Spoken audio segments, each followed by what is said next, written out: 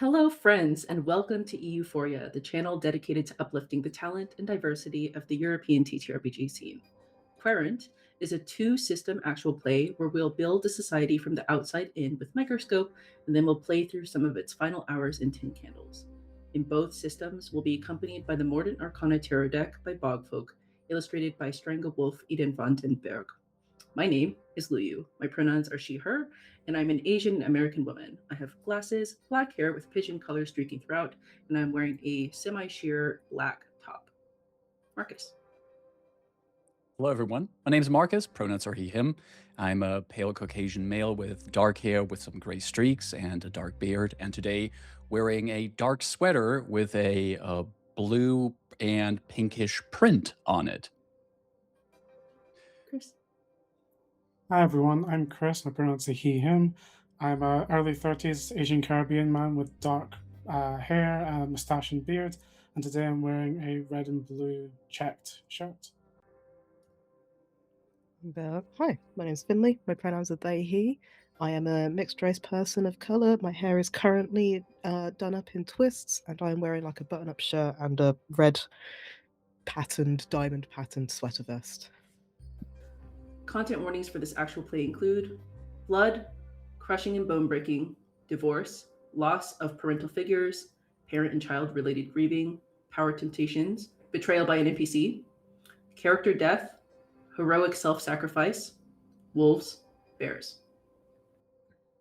Querent, inquirer, one who asks a question or seeks advice from a tarot reader or oracle. In this unique game of tin candles, we step into the society of Udes, which we created together in Microscope. The electricity in Udes has long gone, and the lantern light and candles are at their dregs. The world is dark. The clouds fold in on themselves, thin and wan. The dark velvet of the sky, devoid of stars and song, creases and bends as the four wolves, dear brothers all, tear and rend at each other. The world is nearly in a final quiet, but not just yet. In the rubble of what was once a building which contained many events, music, wonderful things, in the rubble of this, crouching, are four people. One of your legs is pinned by this rubble. The person who's pinned, who are you, and what are you doing to free yourself?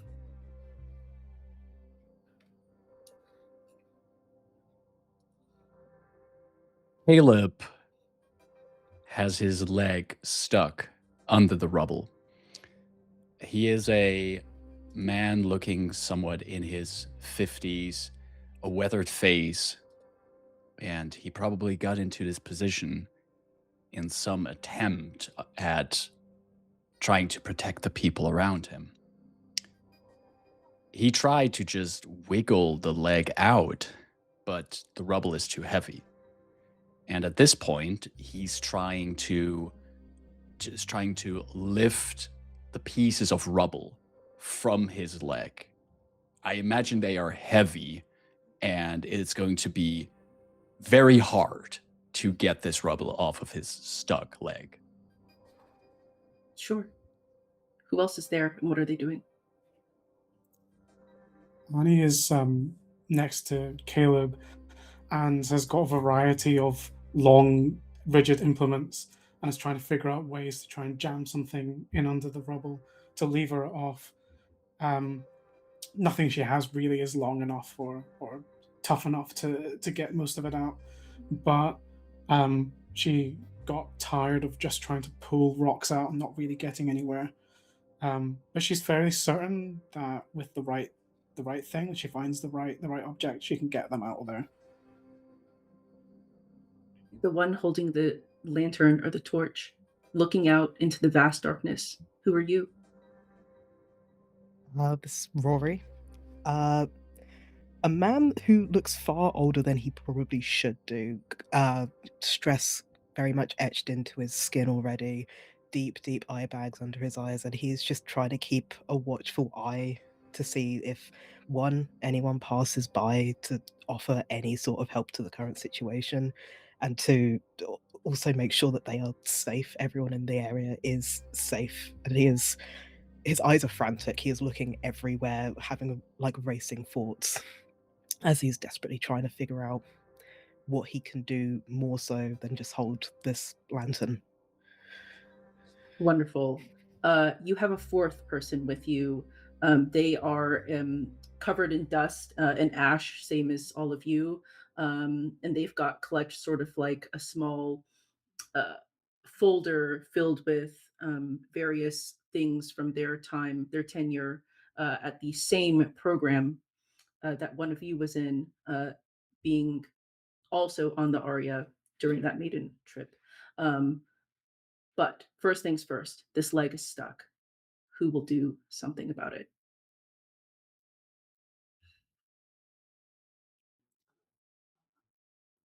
Annie is just at this point has kind of chucked all the things she was holding to the ground and now just looking around for anything she can find, and sees that someone is trying to dig out rubble from elsewhere with a shovel, Mm.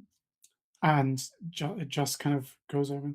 Um, just for Caleb, stop. Can I just take that for a moment? Uh, let's have this be the first roll. Go ahead and roll me 10 dice, please, for the 10 lit candles. I've got A6 and two ones. Okay, so we'll remove 2 dice from the dice pool. Uh, you have a success. The man looks over at you and says, I've got some important stuff buried in here, but sure, take it, and tosses you the shovel. I'll bring it back. I'll bring it back. Once he's out. Um, and she just rushes back home. I was like, "You're right down there. That's all. Do it. Yeah." Looks good enough. Give it a go. And she starts kind of just wedging the end of the shovel in and start trying to like heft things out. Hmm. And I imagine it starts to actually work. I finally got something big enough. Yeah. Um, and as you attempt to wriggle your leg out, Caleb, the rubble is surprisingly heavy. The pressure on it is starting to abate. But let's see what the condition of that leg is like. Go ahead and roll me 8 dice, please. 8 dice. Yes. Okay. All right.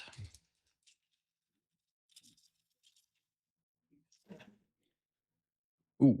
I have a single 6 and 2 1s in Okay. it. That's still a success. So the scene dice count goes down to 6. And we continue. Uh, go ahead and tell me what's the condition of your leg as you pull it out. You have narrative rights. It's bruised. There's cuts on the leg, and I'm imagining Caleb is also wearing some rather sturdy pants that already have been patched up multiple times throughout the seasons. And there's actually a tear in the leg of the pants, which, as he pulls out and tries to get up and put some weight on his leg, it's visible to everyone that he's having issues putting full weight on that leg. There's probably some kind of bruises or other damage that makes it uncomfortable to stand on. But Caleb makes a grimace and then sighs, turns towards Annie, and says, "Thank you. I'm gonna be more careful out here." Yeah, it was bad luck. Don't know if I can do anything about that though. She points to Caleb's leg. I have some bandages and some tools to patch this up in my backpack. You already did a lot. Thanks. Don't to mention it. I think now that Caleb is like upright, Rory is watching him like a hawk, like to see how like his gait is, to make sure that he is actually stable, and is almost like hurrying both the two of them. He's like, okay, now let's get away from the dangerous building, please. And I don't know if he does notice, Caleb, that you're struggling to walk. He will offer like to like kind of support you, like kind of with one of his arms out, like holding the lantern in one hand and holding like his arm out to support you, to hopefully go and get you the bandages and whatever medical care that you need. Caleb actually, as he notices that he's having a bit of trouble standing on the leg, he hobbles over towards Rory, and if he's permitting it, he's going to like lean on Rory a bit, go, if you don't mind being a little bit of support for here, that leg is hurting. Absolutely not.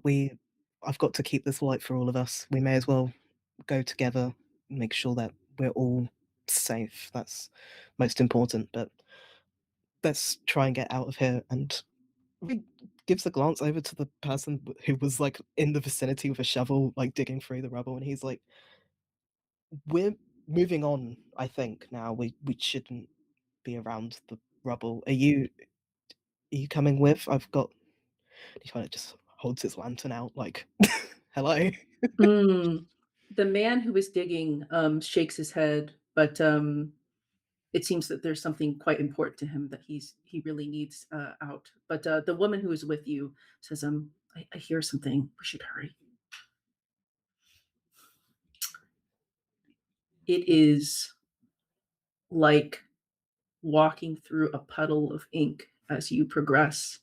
You can hear great crashing somewhere in the distance. Behemoth, mountain sized creatures, a little transparent, but affecting enough of the place around them that you imagine that this is what was causing the building to topple and the roads to crack and the backbone of this place, all of the painted bits and the concrete and the flower pots. This is the cause of what's been happening. As you hurry along, the woman who is walking alongside you says, Engineer Segrin, are you really sure that we need to go all the way back to the headquarters? What could we possibly need there?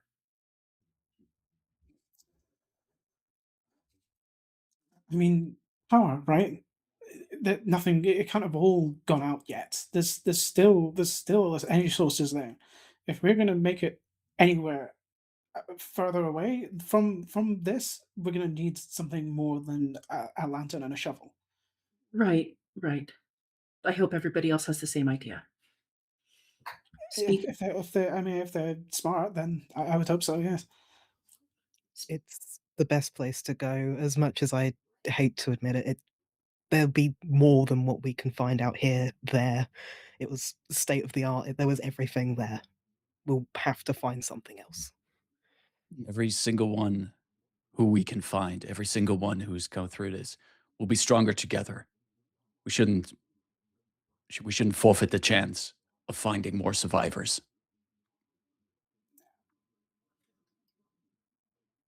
Lantern bearer, as you continue to travel through the dark, you don't see anything, but if you prick your ears out, you might hear a distant something or another. Can you give me a roll to see if you perceive something? And if not, what Uh, else? s- so I'm 6 rolling D6. 6. Mhm. Oh, okay, there is a 1 6 in there, and a 1. Okay, so the scene count goes down to 5, and you gain narrative control. What is it that you hear in the darkness, which is either bane or boon to your party? I think in the darkness, really kind of straining out, kind of in a quiet moment, Rory picks up on kind of like rustling, and it's distinct kind of like cloves, maybe kind of like the kind of rustling of like objects as opposed to like, I guess, foraging, right? It sounds distinctly like there is someone out there, Mm. and Rory's like pauses for a moment, kind of making everyone else kind of stop with his pace, to really hone in on this. And he kind of quietly lets everyone know, I think someone might be following us. Someone's around. I can hear someone.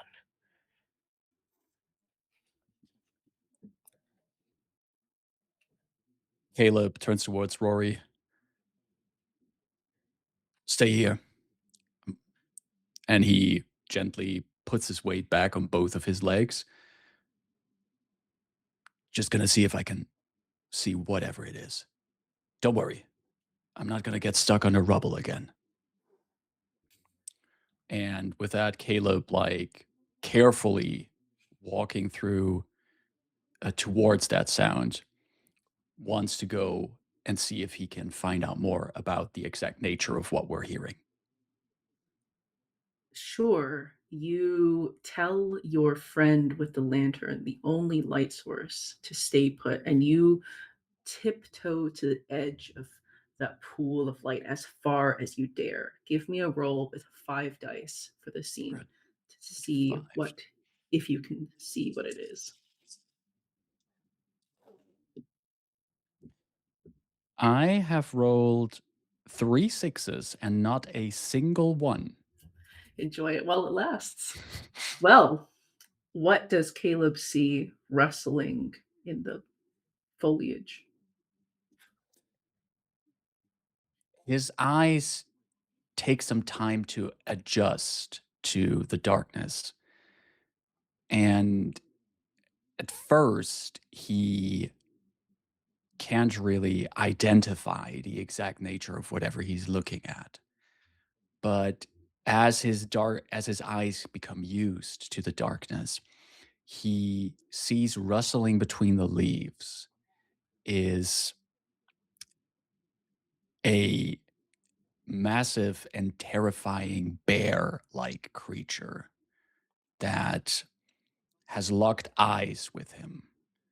If these were different times, if these were the times before the celestial wolves have abandoned us, Caleb might have tried to see if any of the magic he once knew would help in soothing this creature. But in these dark times, he looks the bear into the bear's eyes, and he only sees in the creature's eyes its urge for survival. And that means that right now, Caleb is potential prey. It rises onto its haunches, and all of you can see, if not the bear, the outline, that relief in the darkness where it's just a shade lighter. And then you can all hear the loud and deep, wet sound as it evaluates what is going on. In this moment, what are the other two of you doing? Rory's running over to Caleb to try and get him away.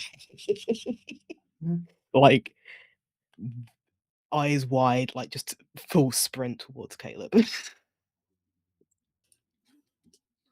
Hmm. And he falls over and like, Rory, give me the lantern, and can I take it, and tries to kind of hold it up into the bear's face, kind of uh, you know temporarily kind of blind it a bit. Sure.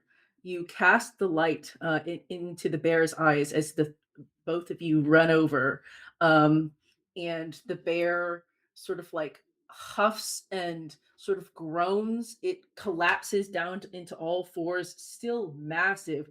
This is a young bear. This is a juvenile bear. This is the sort of thing which in normal life in Udes would be far, far out of the city, but with wildlife starting to reclaim things in the wake of the collapse of the civilization, you're starting to encounter these more. Chris, go ahead and give me a roll to see how effective Annie's strategy is with 5 dice. No ones, no sixes. So we will start our 9th candle with some truths. This is true. The world is dark. And what is it, Chris, that is the first truth of this situation? This is true. When the bear lands, its the weight of its body hits Annie, and she drops the lantern, and it breaks. Amazing. Finley, what is the second truth of this situation, this world view, anything? This is true. Once the lantern goes out, the bear is also spooked by the sudden plunge of darkness. Wonderful. Marcus, what else is true? This is true. Now that all is cloaked in darkness, Caleb felt again the disappointment and fear he thought he had locked away. I'll offer our fourth truth. This is true. There are sources for light ahead if one can only find them. What is the fifth truth, Chris?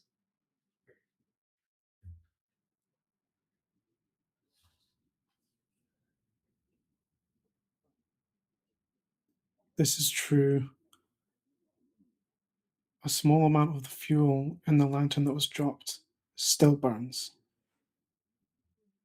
Wonderful. Finley? This is true. Rory, suddenly afraid of the darkness, with dwindling hope, can only look around frantically in search of what he can use in that moment, trying to avoid his gaze with the bear. Okay. Marcus, what is our seventh truth? This is true. There's no guarantee there are survivors at that HQ. Our penultimate truth from me is it is true that the bear is not seeking to hunt right now. The ninth and final truth for us is, which we will say together, and we We are are alive. alive. Your eyes adjusted to the light of that lantern. It's like a curtain drops over it, and all you can sense is that wet fur smell, the great rumbling of the earth of a large creature nearby, the just inherent fear of losing that light, even though you are together. In the darkness, the woman with you screams, hands pitch towards the lantern. Some of you whirl and wheel about, uh, but the moment passes. The bear runs thundering off into the distance, but the damage is done in that your lantern has just enough sort of like wick that you can maybe scoop up and hold in a hand, and you have to get to safety now. So we open on the broken lantern. Who acts first? Like Rory scoops up whatever's left, very panickedly. And he's like, "Okay, step 2, run, run, maybe." You gotta like cradle it. It's hot in your hand. He's uncaring, like hands into the broken glass, like Mhm. pulling out that wick, and it's just like, "Okay, okay." Any suggestions? We gotta move. We gotta move fast. We don't have long on that light anymore. There's got to be some form of shelter we can find before we make it to the HQ. Something where we can get that fire back up to burn, where I can give this leg a little bit of a rest, and from there we see how we continue. The next unbroken, uncompletely obliterated building, you see kind of an odd shape. It's in this like spirally sort of like it's clearly more of a decorative building than it was a utility forward one. And as you run towards it, those of you who might be more familiar with the arts would see that this is a concert hall. This you're in kind of the uh, community area of the city. So there's parks and halls and restaurants and things like that. And you dash towards sort of like a concert hall opera house. You imagine that there would probably be emergency flashlights in here. But as you run up to the front door, they are locked. What do you do? Caleb is going to try and throw his full weight as good as he can on a damaged, hurt leg against that front door, trying to just bash it in and open to make sure that he and his companions can get there as quick as possible. Roll me 9 dice. 9 dice. These are 5. Okay. I have a single 6, but I have 2 1s. But if I'm not mistaken, I can burn a trait Mhm. to reroll 1s. Yes. And I have a virtue trait that's called courageous, Mhm. and I would like to burn that trait. And the way I want to describe that is that even though Caleb is hurt and also still kind of maybe shaken from just that encounter with that bear, he's trying to push through that and trying to make sure that for now he has to be brave to make sure that everyone else is safe. And he's going to push through that fear and through that pain to make sure people get in here safely. Shoulder be damned. Pain in your leg be damned. You Exactly. you guys hear like a loud roar as this 50-year-old man barrel slams into the door multiple times. By the time the door finally gives way, he nearly collapses onto the other side of it. But the way is open. You step through kind of the splinters and the cracks of this ornate door. And I would love to know if any of you are seeking something. What is it that you're seeking?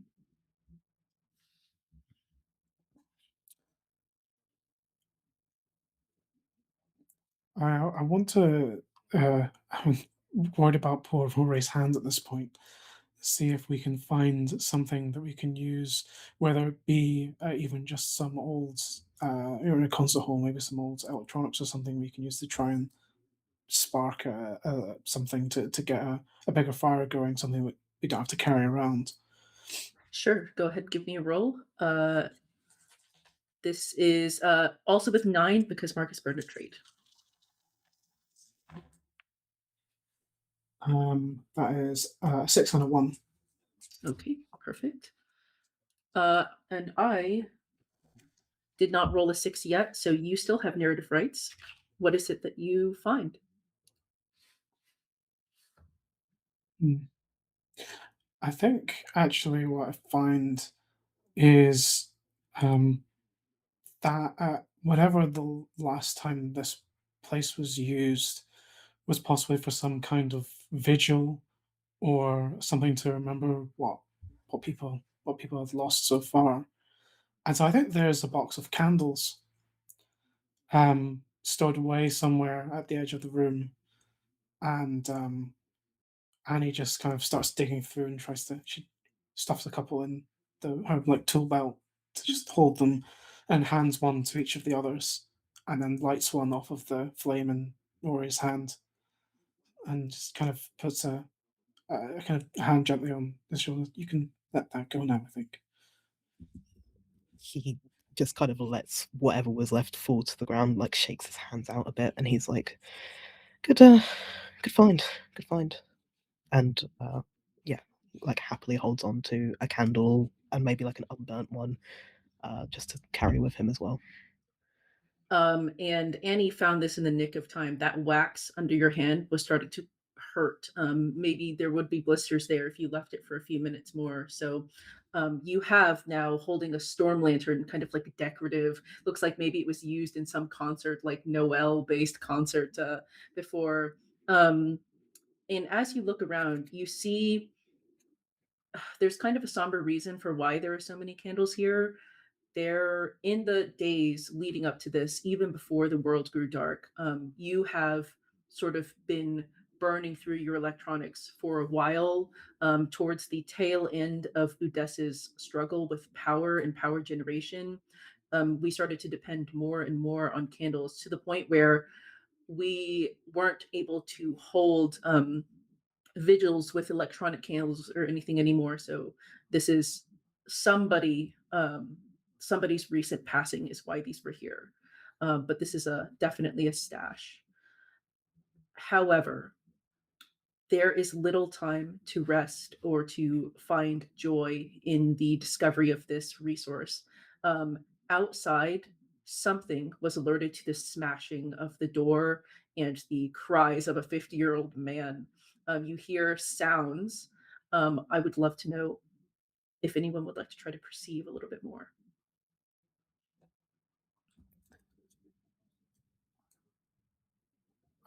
Annie will go up to the side of the room, maybe have a look through a window and see uh, if she can hear. She kind of does a to the others. It has a peek through. Go ahead. 8 dice. That's 3 6s and a 1. Well, I'm not beating that. So tell me, what is it that you see and why is it so important that you've noticed it early? There's a hmm,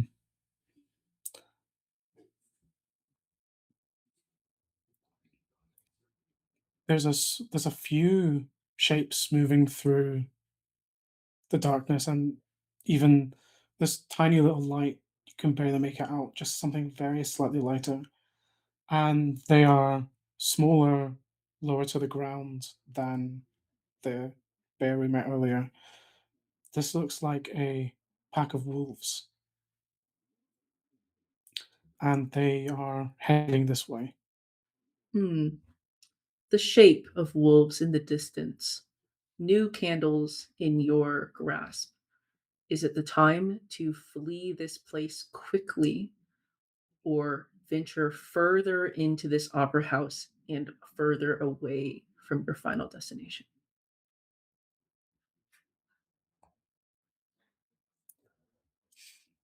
Does Annie alert the others also to the presence of the wolves outside? Maybe pointing through the window or something? I think Annie, when she sees this, just um, tries to keep looking in that direction, just in case she loses sight of them, and just backs away towards you. And when she gets closer, just whispers, "Wolves." They're going to circle this building.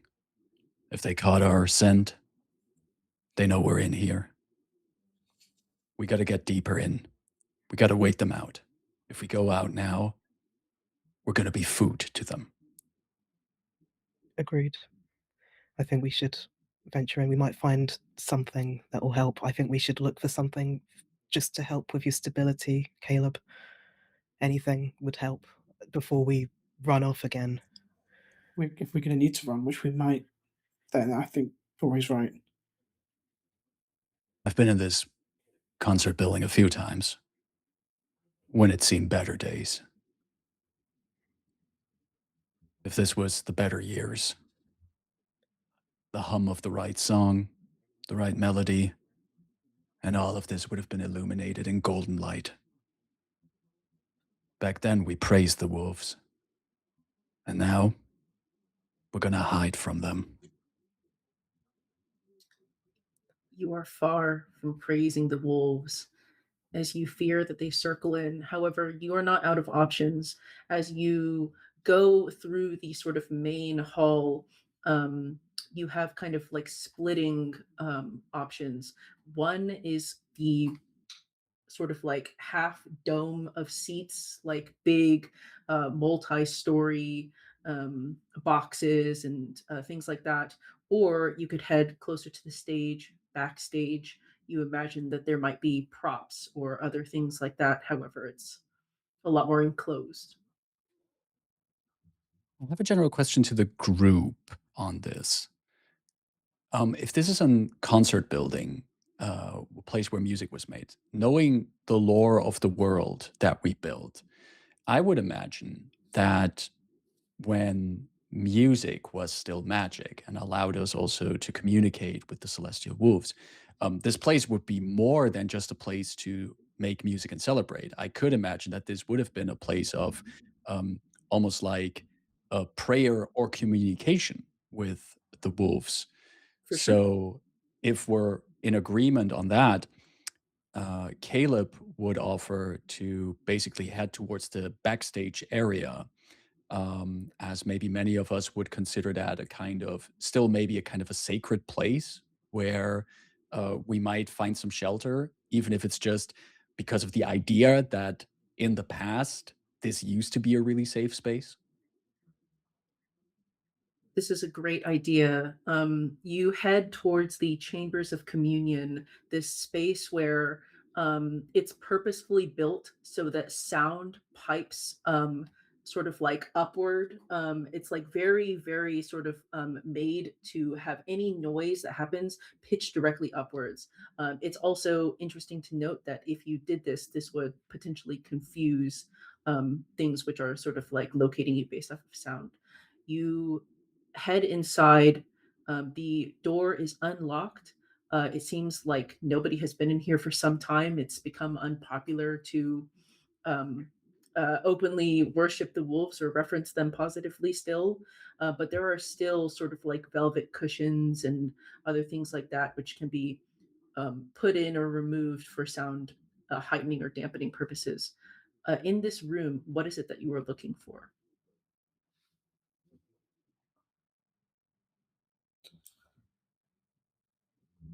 If we're trying to make sound to try and kind of channel this to to confuse the things hunting us, then instruments, something we can play. There's an assortment of instruments here. What do you all select? And Annie very pretty quickly gravitates towards a guitar and picks it up and strums it a bit and notes that it's out of tune, but she doesn't make any moves to try and correct that. Mhm. I think Rory deliberates for a little bit and then kind of kind of in a very laissez-faire way just grabs like a flute or something. He doesn't really know what he's picked up. It's kind That's of fine. long. He pokes something away with it, he's thinking, but like he's picked up something. Worst case scenario, you can secure it to Caleb's leg. And Caleb, Exactly. Caleb does not hesitate and immediately grabs a small harp that he sees stuck in the corner. And similar to the guitar that Annie finds that is out of tune, the harp also would need quite some tuning and touch ups. But you can all see how Caleb is already wistfully plucking at some of the strings, no matter how discordant the notes are that are released from it. wonderful. The three of you find your places. It is easy to do so. It's a funnel. So you sit in a circle and you begin to play. I would love to see a dice roll from one person to indicate the results of this. 8 dice. May I suggest Oh, might have a moment that's fitting for this? Um, so in this game, we all have moments for our characters. And for Caleb, I have defined that I will find hope when the wolves have told me why they have abandoned us. We are in this place of prayer. We are together to make music. Maybe it starts out as an attempt at respite, at some time away from the dangers outside. But we're also here at the opportunity to once again, just like previous generations, our parents, our grandparents did, make music together and thus make magic together. And through that, perhaps maybe Caleb tries this. He might not even be convinced that it's going to work. The wolves have not talked to us in many, many years. But here we are in this perfect setting for this little glimmer of hope, this chance that maybe there will be a response to the music we create with partially broken instruments while wolves circle us. so I'll say this above table. Obviously, this isn't the stack order that you have, but I also don't really mind. What I'll say, you will still have to roll. So if you fail, then you won't find your moment for the rest of the game. But I'm That happy to see you roll. So go ahead and roll 8d6, please. I am perfectly okay at the risk of not finding my moment for the rest of the game. Mhm. Might be Very dramatic. 8 dice, was it, right? Yes. 2, 4, 6, 8. That is a total of 3 sixes and not a single one. Ah, well, you succeed and you have narrative rights. Tell me, how is it that even though communications to the heavens have more or less been closed or severed, you still manage to find something somewhere? Which listens, what does that look like? Caleb just at a certain point fully gives in to this jam session that he and his fellow survivors have here. And no matter how discordant the music is, like none of these instruments have been maintained in a long time, but the very fact that he is sitting here with these people and can make music together is soothing. And as he leans into this quiet moment, or this restful moment, he looks up towards the ceiling of this room, which has been designed to amplify the music and echo it in a way that is pleasant to our ears.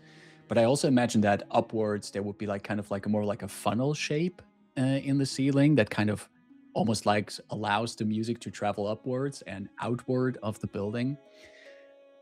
And at the top of that, there's a glass dome, and there's only darkness that he sees there. But as the music continues and his playing continues, he briefly sees, staring through the glass ceiling, just this canine creature that looks down, fur covered in streaks that were stars once, and where one of its eyes would have been at some point, that eye has also disintegrated like a star that has died. And only the other eye remains and stares at Caleb. It does not speak to him. It does not tell him anything. But as he turns his face back downwards to the group, Caleb has received his answer. And the notes he plays on the harp become sadder. Wolves don't actually have the ability to cry. You know this biologically. But the expression on this wolf, which one, it's hard to say. Without their ornamentation and decoration, it's impossible to guess. But when you played, you all received a little glimmer of something. It is true that someone in this group has heard them sing, and it is true that that sound was a discordant choir. That is the noise. That can only be the noise of everything which is, everything which was, and everything which is yet to be.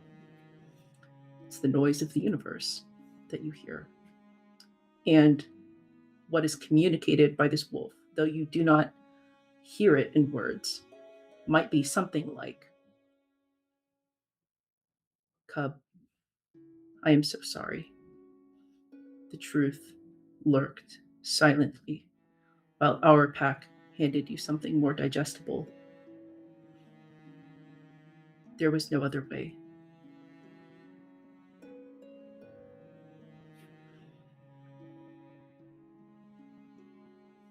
Caleb stops playing the harp, and he puts it down and just looks at his companions quietly. Annie doesn't notice that you've stopped playing. She didn't notice what you saw up in the glass dome. You see that she's still looking down at the guitar she's playing and is still strumming, and you can see tears dropping from her eyes onto her hands as she plays. And after a few moments, she looks up and kind of starts a bit when she realizes that she's the only one still playing, and she takes her hand away and mutes the strings, and just did it work? Did it work? I'd love to see dice roll. Finley, if you'd like to do the honors. Yeah, sure. How many dice is that? Is that 8 still? 8. 8. Ooh. That is 2 6s and a 1. Well, what is it that you hear or do not hear as your bid succeeds and whatever you describe is true? Uh, I feel that Rory didn't care much for this ritual. He started to entertain Caleb, the Discord. He doesn't know how to play this flute he picked up. And once Caleb and Annie kind of got into their own rhythm, he stopped very early on and just kind of stared down at the floor. But Rory would hope, and it is true, that despite the answer being not what Caleb wanted, there is still some comfort in the fact that he was successful in making that contact. Rory isn't aware of this. Rory, again, was entertaining a man in his 50s, but he can only hope that whatever Annie and Caleb wanted out of this was successful in any way. The woman holding the lantern as you all played, Steph, grimaces slightly and says, I don't hear anything anymore. Should we try to head out now? And he heads back over to the window that she saw the wolves through before and has a look out. And they're still there, but they're not approaching anymore. They're. She looks straight into one of their eyes and it looks at her, but doesn't do anything else, just watches. Hmm. Its head is cocked in that sort of like lupine way. It's hard to gauge what it is that it's thinking. Perhaps it's just taking in the sensations. Perhaps it's waiting for a response. Who knows? For this moment, you imagine that if you hurried out and made a beeline for something, you might be able to find a safe passage. Rory, do you still need that flute? All yours, mate. And in preparation for this sprint, Caleb takes the flute and like ties it to his shin as a means of stabilizing the leg, which maybe the others would pick up as kind of like a unrespectful gesture to an instrument to use it in such a way. Well, And can you give me a roll to see how well that makeshift splint works for you? 7 dice we're at, right? I think we had a 1 on Mhm. on Findley's last roll, so we're at 7 dice. 3, 6, 7.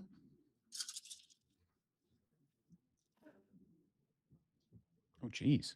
On 7 dice, I have rolled 1, 2, 3, 4, 5 6s. Well, Okay. Well. Um, tell us about your leg splint. I feel like Caleb Rory would is, help arrange it as well, like Hmm. trying to get it in the right place if that's of use. yeah, No care to the absolutely. desecration of a flute. Yeah. I'd also imagine that this is not the first time Caleb had to improvise these kind of splints. Like these are dire times, and he might have needed to improvise splints on a lot of other people that he helped to get back into shelter and the likes. And to him, this is like second nature at this point. The only thing that he does feel uncomfortable about that is that he's using a flute for this. Um, and he feels like already just like this moment of connection that he had to one of the wolves in this little bit of union. Whatever this message was that he's gotten from them, it had made him rethink his relationship with the magic of his people. The splint is tight, it fits, but he himself, he's a little bit uncomfortable. It was a little bit uncomfortable that he was so quick to just use the flute for this. Well, whatever it's used before, it's being used for an important purpose now, which is stabilizing that leg. So you and the sacred religious instrument affixed to you and the rest of the party make their way out. At first, some tepid steps, looking, taking an ear out. The candle behind you sort of like wobbles a bit in the wind. It's quite, it's not quite winter here, but it's still, we're in a northern city.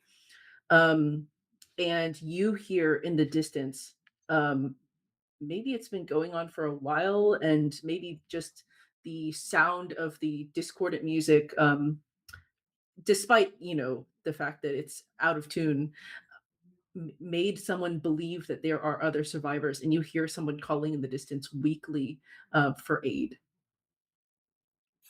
They're not in the direction of your uh, point B.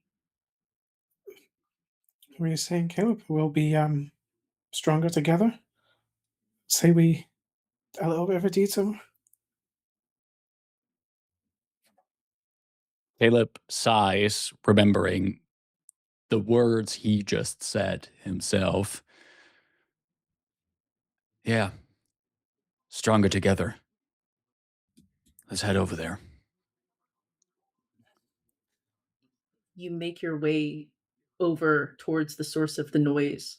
Unfortunately, between here and there, what was once a flat, safe street that cars would drive on has now been ruptured and fractured. It's looking almost like a mountain peaks.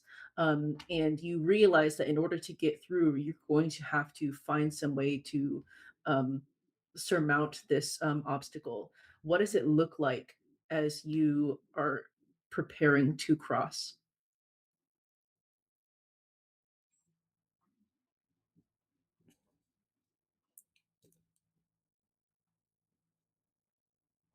Hmm.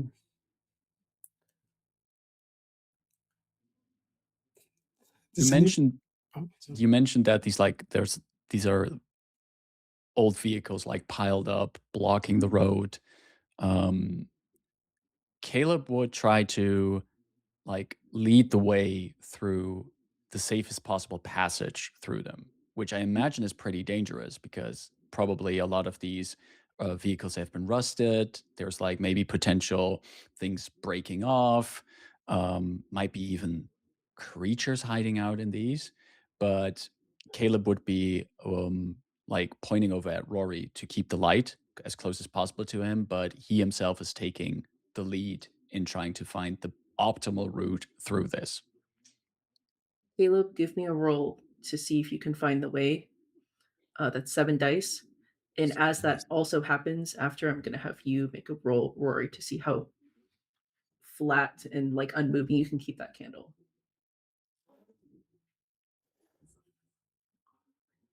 This is an interesting roll. I got 2 6s, but 3 1s. That's okay.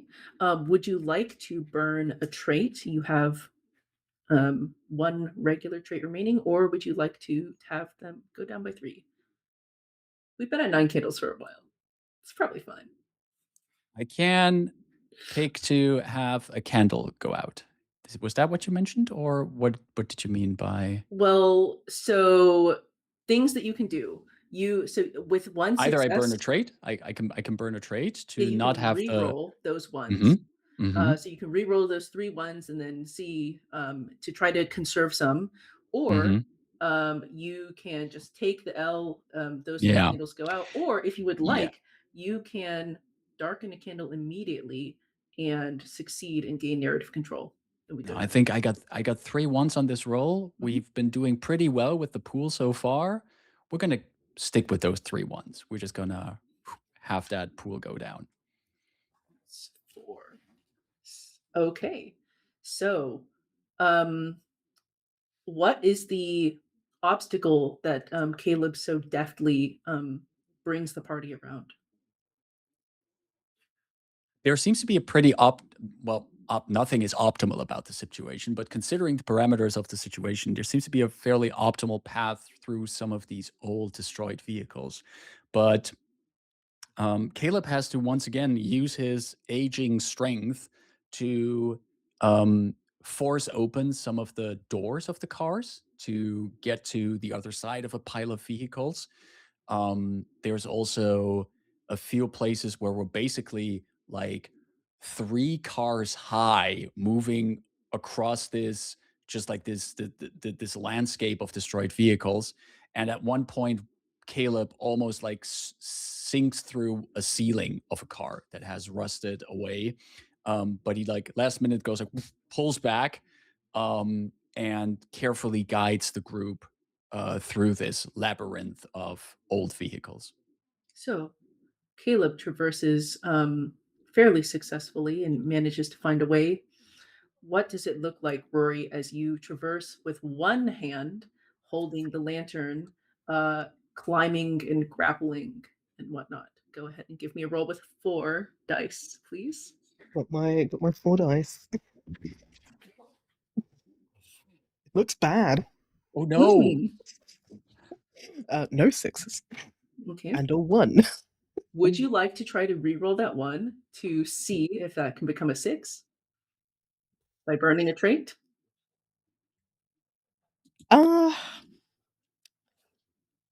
We can certainly try. I will burn resourceful.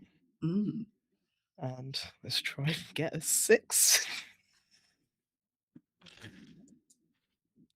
Not a 6, that's 3 4s and a 3. That's okay. So we go to 8 candles, and we're going to say some truths. The first thing, as always, before we start, is these things are true. The world is dark. Finley, what is the first truth as the sort of stormlight candle jitters and shakes in your hand as you climb this destroyed highway? This is true. Rory is an absolute coward and afraid of heights. And is not stable crossing these cars. Mm. What else is true, Marcus? This is true. Caleb should have never tried to reach out to the wolves. Chris? This is true. The rusted car that Caleb almost fell through has started to fall apart before Rory or Annie could get there.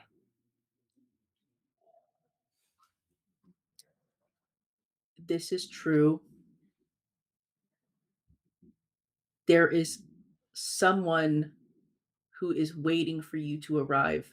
And if you don't arrive in the next few minutes, they will be lost. Finley, what else is true?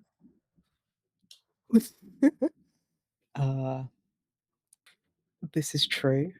Rory is doing everything in his power to keep that candle available to as many people as possible. Yes. Sacrificing that candlelight even for his own stability. What else is true, Marcus? This is true. Caleb knows the people towards which they are traveling right now. What else is true, Chris?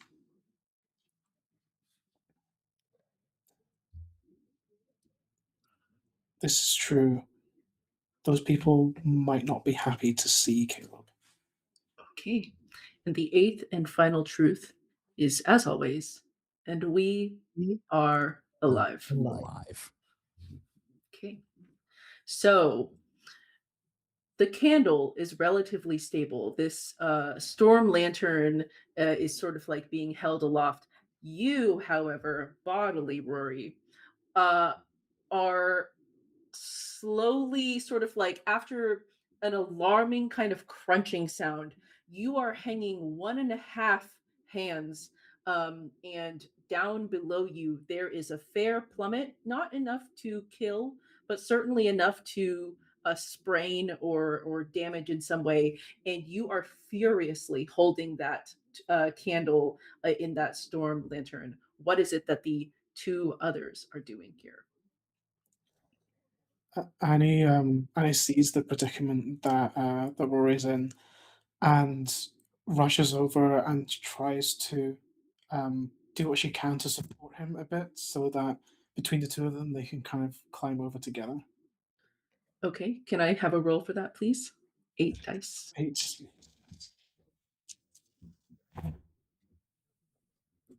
We've got 3 6s and a 1.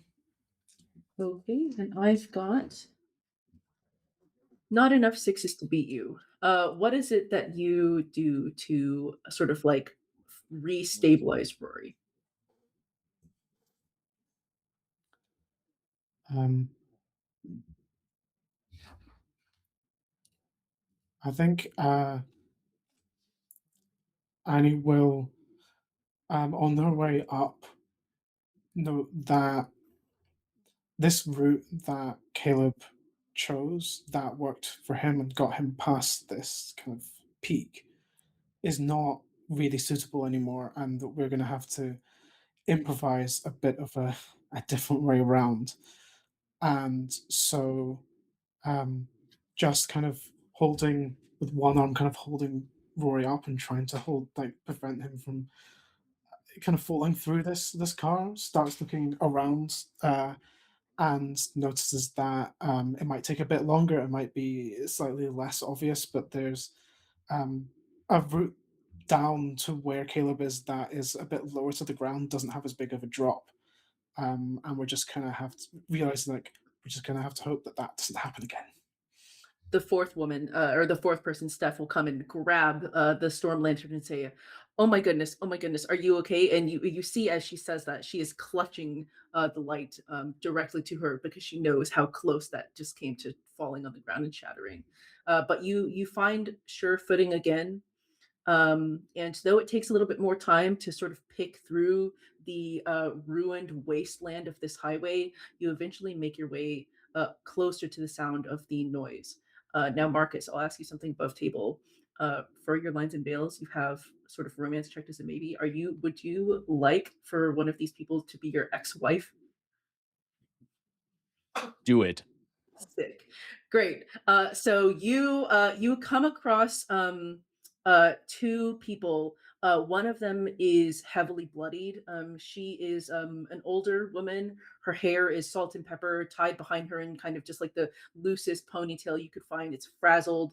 She's got sort of cuts and scrapes on her, and sort of like clung to her um, belt with a carabiner is a little mini flashlight, and she's just got it dangling carelessly, flipping about in the wind as she is trying to address somebody very close to her who's lying on the ground, who you can't see from here. Um, what do you do?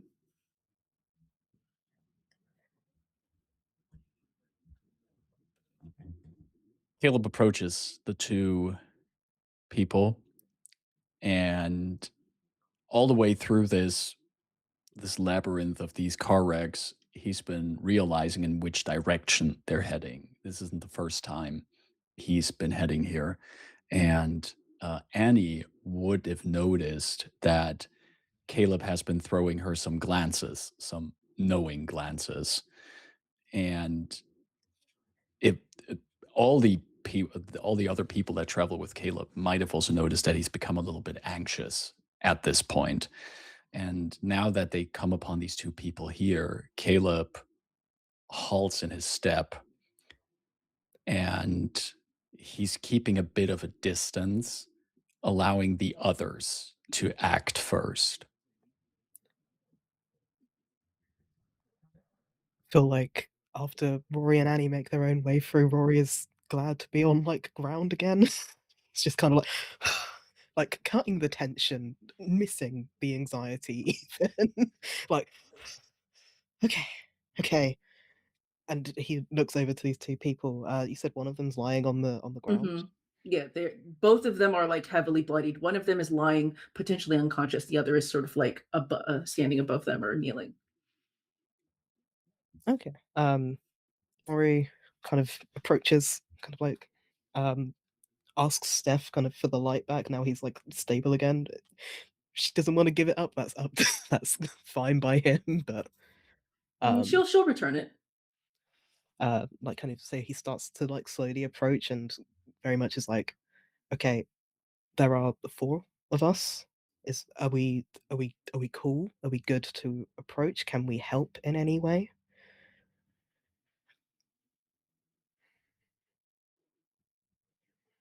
And he's just asking that to. He's just gone ahead and asked that to them. Caleb turns to Rory and says, "Yeah, I think we're good. I need to check the way we came from, just making sure no one is following us." And he like steps a little bit away from the group. Wonderful. Very normal. So as Caleb attempts to duck and cover from his ex-wife, the other two of you approach along with Steph, I guess, who's like standing in the middle trying to give light to both parties. Um, you would immediately see the woman who is tending to the person on the ground. That person is laying and has been bleeding for a while. They don't look good, even from what you can see, just as they're laying like sort of like face down on the ground. Um, and the woman turns and casts a frantic eye to the two of you and says, "Okay, if you can help, please help. I think this person is dying."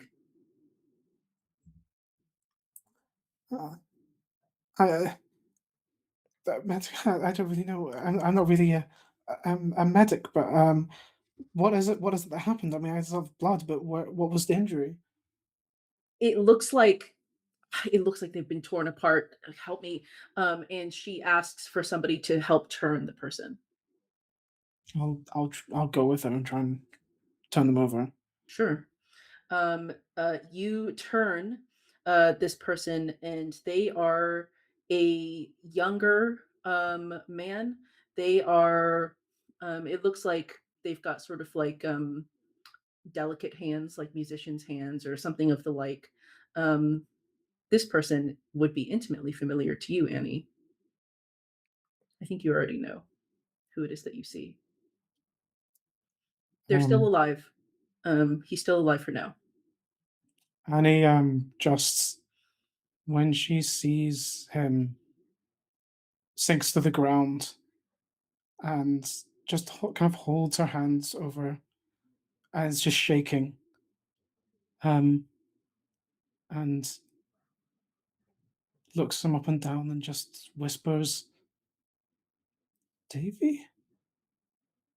Uh, Davy like murmurs incoherently.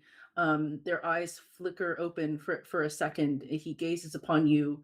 You're not sure if he recognizes you, and then after a few seconds, his eyes close. And the woman, Janice, says, "We need to get him somewhere inside. Uh, bandage things. Will you help me?" She has no idea you know who this is. Uh, Annie just um, looks up at this woman and says, "Where can we go? Where's the I, closest shelter? it's not much, but my place is nearby. It's a small house, but it'll have to do. I've got some Take us lights. Come there." on, let's go. Is She, just you? She sees um, someone in the distance carrying a light. um, Annie just scoops the body off the ground. Just he's a lot bigger now than he used to be, but she doesn't really seem to notice at this point. And calls out to Rory and Caleb, "Please, we need to help him."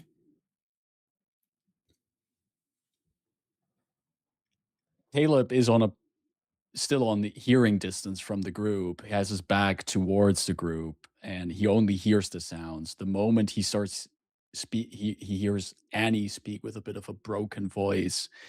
He realizes that something must have happened, but he can't bring himself to turn around. He knows the other woman there, and he knows that she knows what a freaking coward he has been. Rory doesn't move for a second. Like, he's aware that desperately Annie wants to leave, and he's seeing Caleb not move. And he's like, Caleb, I think it's important. Suck it up.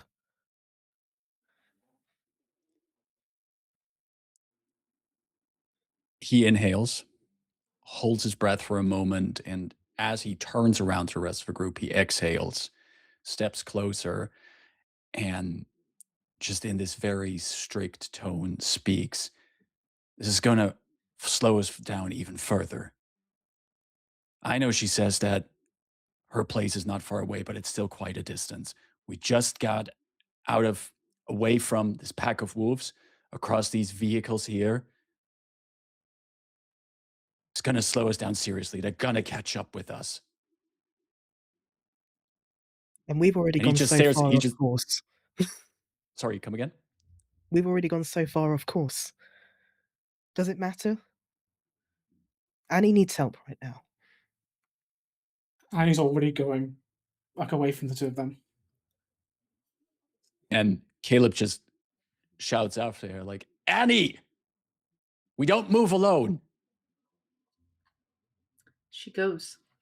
The two lights, one held by Steph, sort of like between two shouting people deliberating on what to do, and one mother carrying her adult son, following after a stranger who stopped to help him in the darkness. This is where we'll take our break.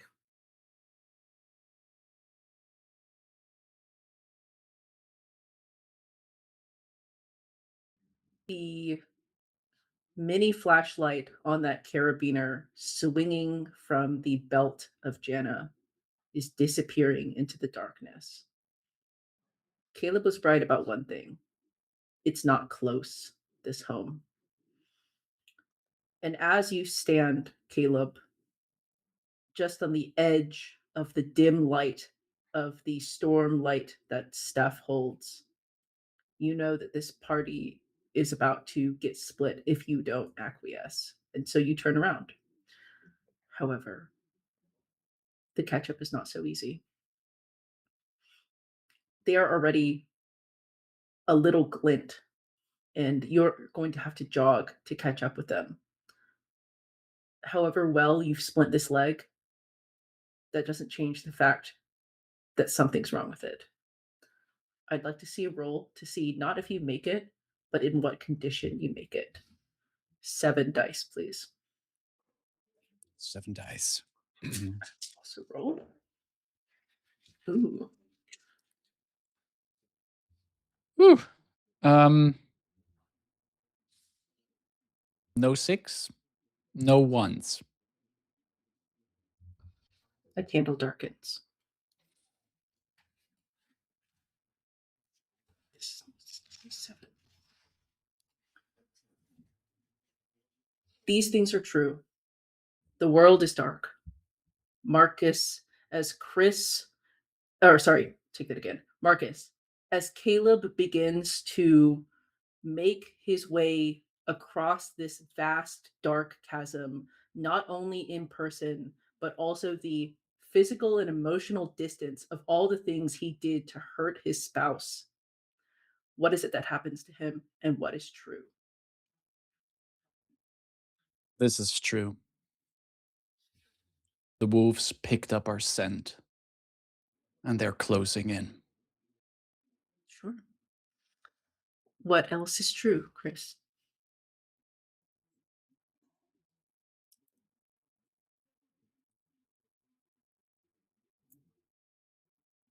This is true.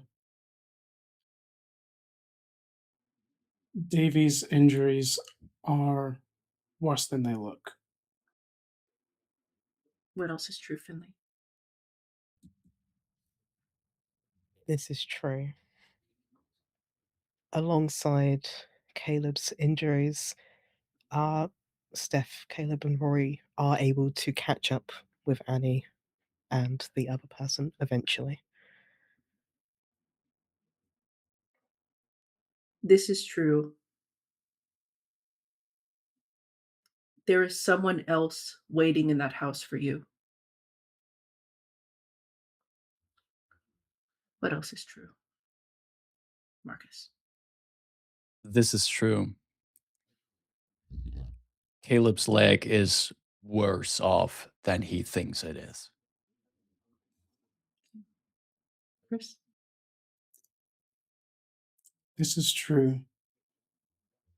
The house they're going to has medical equipment, but it is not enough for both. And our seventh and final truth is, as always, and we are alive. alive. So, the first few steps, it's like tension, pulling, muscle, fatigue. The next few steps, realizing that you're going to have at least a light jog to catch up after all of this waiting and deliberating, is strain, worse strain. Then it's a pinging feeling. Those of you who would look behind you in the darkness, which is nobody, would see that there is a dragging stream. At first, a few droplets, then a little bit more.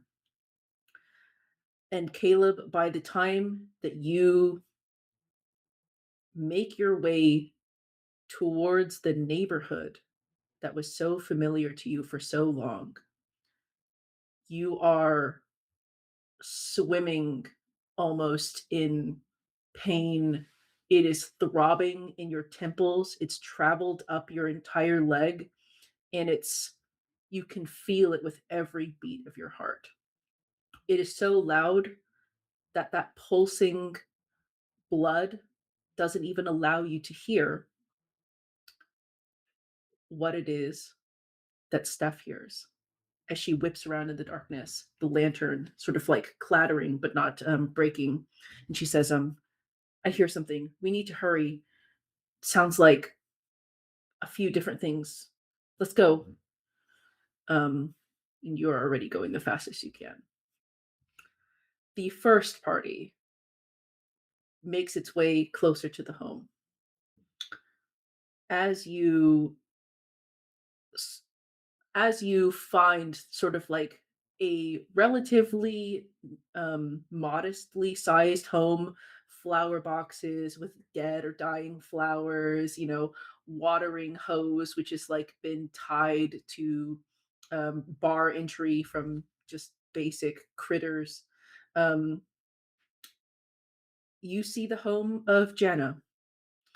There is light inside. You imagine some sort of like torch or candlelight. And she moves to help you sort of like heft Davy up those few steps of the porch. Takes one look out, sees two figures in the distance. There's flickering light. She's not really sure what's going on. She says, whoever's with you, they need to hurry up. I'm going to bar the door. Annie doesn't barely even registers what Jazz just said, and looks around inside the home and sees like a dining table, somewhere near the entrance, and just goes over and hefts Davy up onto it, and immediately starts looking around his body, trying to find where he was hurt. Give me a roll to see if you can identify what's wrong with him. 7 dice. 2 6s, 2 1s. Are you happy with that?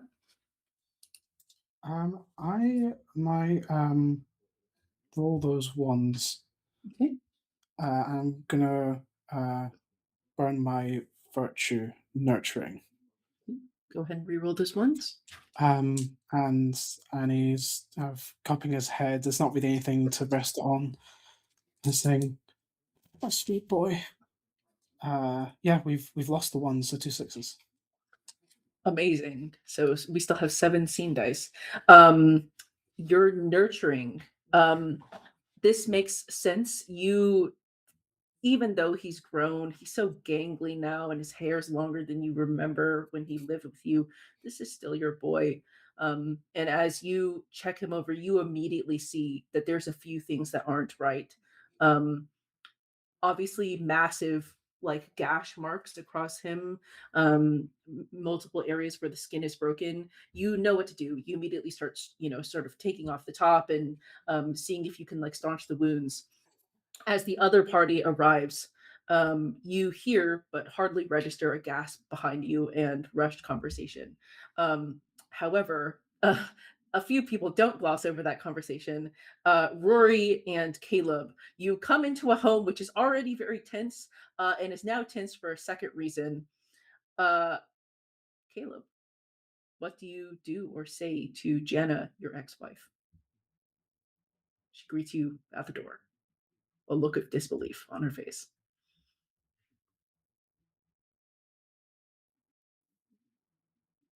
He just steps by her towards the kid on the table, looks at Annie and goes, "Is there anything I can do?"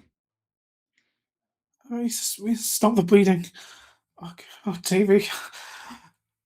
Have you got anything? I have bandages, ropes, fabrics.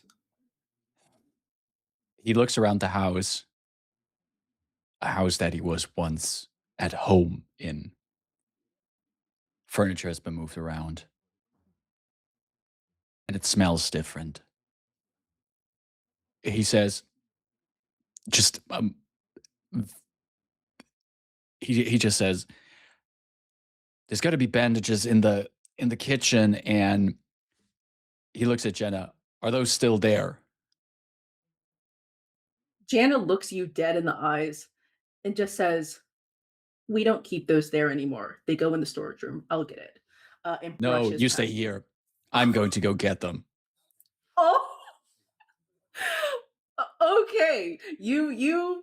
You tell Gianna what for in her own home, and you go to the storage room and you grab like a nice little sort of like box. You can see it's got like the little red cross on it. It says first aid. You never had like one of these like fancy highfalutin things when you lived together, but it's got all the things like gauze, bandages, and things like that. However, as you turn, like you grab and pivot, sort of like in that sort of like I'll show her type energy, you feel another twinge in your leg, and everybody in the room hears Caleb collapse onto one knee as the pain is immense in this moment. Rory is gonna like awkwardly scooch by and be like, sorry to like Jana as he like tries to get by and like help Caleb back up again, like offering himself for support and uh kind of like tries to gauge exactly what has gone on with Caleb's leg in this moment. I don't think he would have noticed. Like he's also noticed that Caleb's been moving slower, but he thought that was more just to conserve himself. This is the first time I feel Rory is noticing it's gotten a lot worse since the flute splint. Um, so as you are sort of like looking to see what's wrong with his leg, you can see the splint has kind of like slowly tilted. Obviously, he's put it under a lot of pressure. You hear a voice from upstairs call down, "What's wrong, honey?" As a man comes down and sort of like holding also a flashlight and shines it sort of at the group of you. Um, Caleb, you're not sure who this is, but you can make some guesses as to at least what role they fill in the home. As he looks about and sees a person on the table and immediately rushes over and says, "Oh, I'll grab the bandages. 1 second," and pivots almost directly into you and says, "Oh, hello. May I take that?" Caleb just basically shoves the box into his hands as he's groaning while he tries to get up from the floor again. The other man is too preoccupied to see what the undercurrent is for there, and he takes it and he starts like sort of like unwrapping the gauze and getting like little bits. You can immediately see, Caleb, the amount of wounds that this person has, the one lying on the table. It will use everything in this box to even sort of like dress it to the barest degree.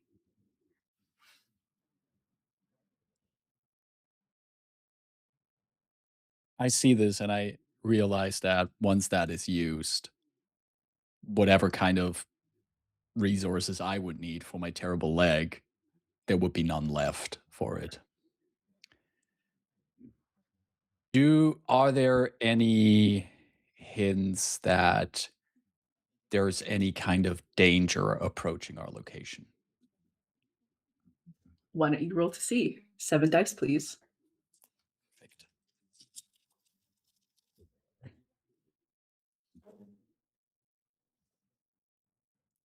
Those are 2 6s and no 1s. You have narrative control for now. What is it that you do or do not see or hear? Once Caleb is back up again on his leg, and he sees that this man who took the box with bandages and everything is probably already helping Annie patching up the boy. Caleb says, I think things in here are under control. I'm going to keep an eye on the situation outside. I heard something approaching. Jana gives you another incredulous look and says, I've just barred the doors. There are things prowling around outside. Who knows what they are? I haven't checked. But you want to be outside. She gestures around. This place looks like it's ready for like a hurricane. It's battened the fuck down. Well, then I'm not going outside, but then we're going upstairs, and I hope you still have at least one window open here that allows me some good vision of the area. If you know there's things crawling around outside, I want to know what is approaching here. I hate that you can't treat this like a regular conversation. Everything is going to shit. The world is ending. Can you stop being tactical for 2 seconds and say something real to me? Oh, this is when you now want to have this conversation. This is when you. How is not anything of this real to you? There's someone dying on your table. We're trying to fix them up. There's wolves at our doors. Is this not real enough for you? Listen, Caleb, if we're not going to have this conversation now, when are we going to have it? And he tries to give like some kind of clap back to that. But this is basically just a remix of a conversation that these two have had 100 times in the past. And he hears at one moment, he hears like there's maybe a bit of like a sound of pain coming from the table. And that was just the moment when Caleb wanted to say something back, but he can't bring himself to do that. He's already exhausted at the idea of it. And instead, he's going to let Jenna stand there, and he's limping upstairs to do his tactical thing. You do your tactical thing. You solo big man, drag yourself halfway, ghoul like up the staircase of this place that you've shared with this person, 3 dogs and 25 years. And you are left dragging yourself up an empty staircase, presumably light in hand. And you pull yourself up to a nearby window, which was boarded up, but you can see it wasn't boarded up well enough. You actually have like a decent view. Typical. So, Marcus, I'd love for you to give me a roll and see what it is that you see outside. 7 dice we're still at, right? Yeah. Yes.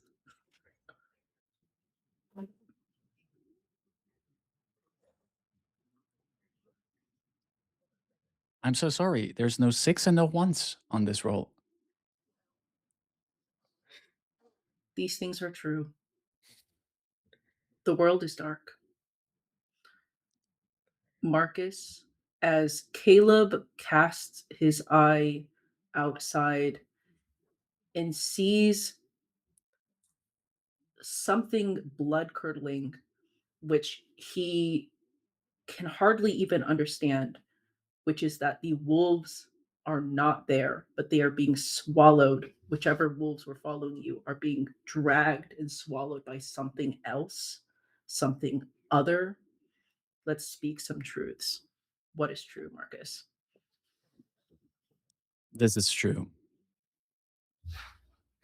The only predator greater than the wolves in these times are the shadows, born from the stars that are now dead. What else is true, Chris? This is true. Davy will stir, and he will be in pain. What else is true, Finley? This is true. With Caleb upstairs, the tension lessens ever so slightly while everyone focuses on Davy. This is true. Steph will betray you. What else is true, Marcus? True. Caleb is a coward and he knows it. Chris, our penultimate truth.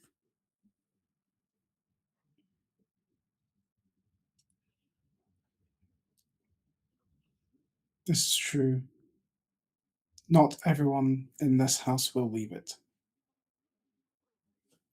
And our sixth and final truth. And we And are we are alive. alive. So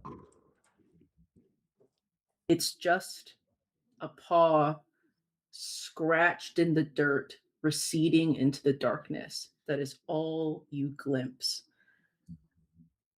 The knowledge of that, however, will be staying upstairs for a while because you used all of your energy to get upstairs, and now you have to ready yourself for the journey back downstairs.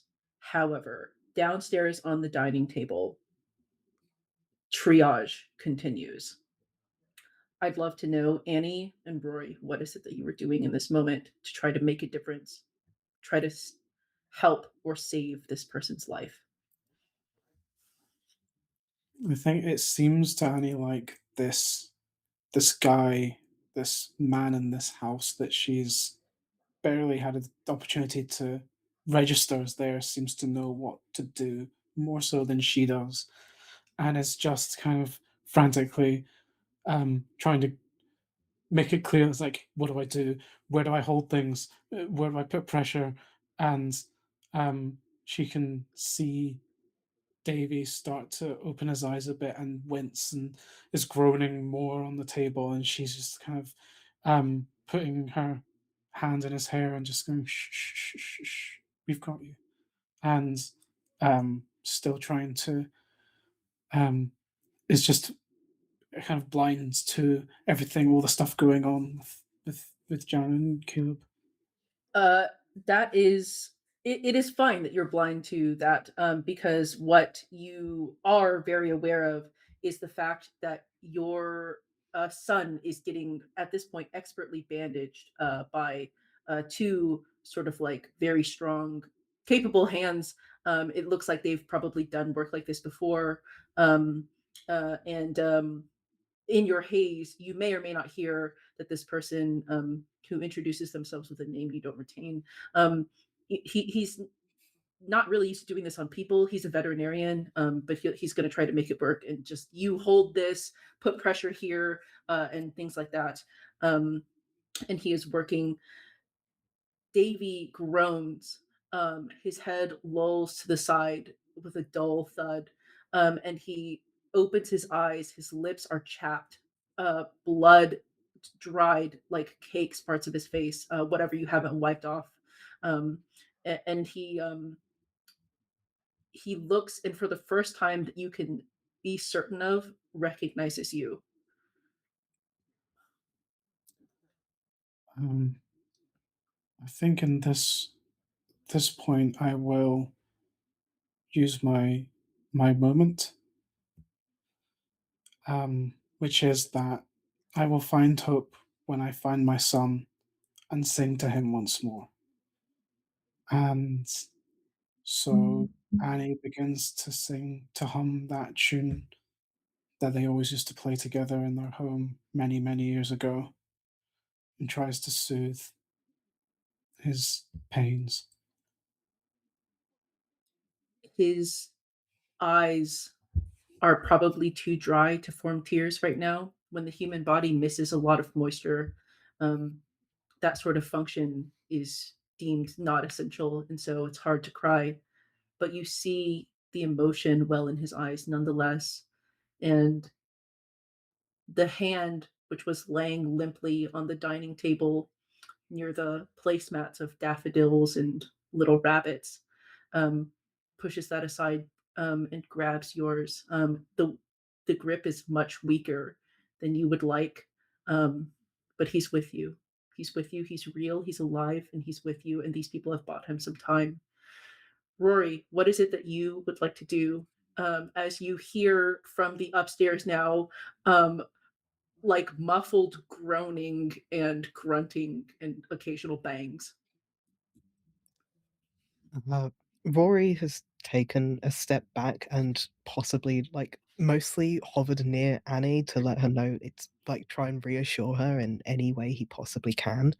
And noting kind of the thuds upstairs, he sighs but feels kind of a level of like responsibility to go check on Caleb, knowing how bad his leg is.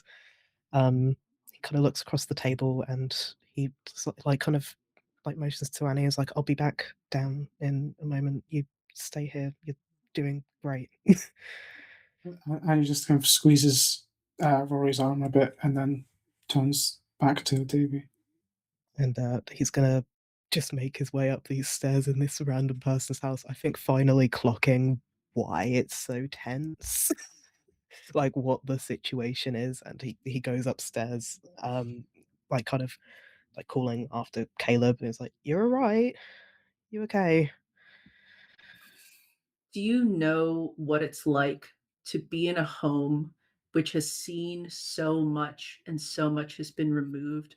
There are marks on the staircase as you go up of places where picture frames were, places where life was, and it's been taken down and not yet replaced. As you run your hands along those little bumps, those little places of void where something once lived, you come and find a physically damaged, if not psychologically concerning man, as he is Caleb is sort of like preparing himself, I imagine, to like head back downstairs, but it's so hard, and I could just take a breath and make myself a little bit less winded, and that's taking longer than you would think. Um, but as he looks up, what is it that you say, Caleb?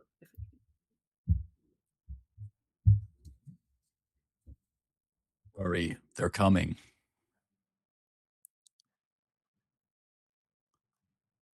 Are you sure about that? I've seen the shadows approach. The wolves are not our problem. Right. Okay. Well, things seem to be going better downstairs. Thank you for letting me know. Let's get you downstairs first. We need to find something to ease your pain. I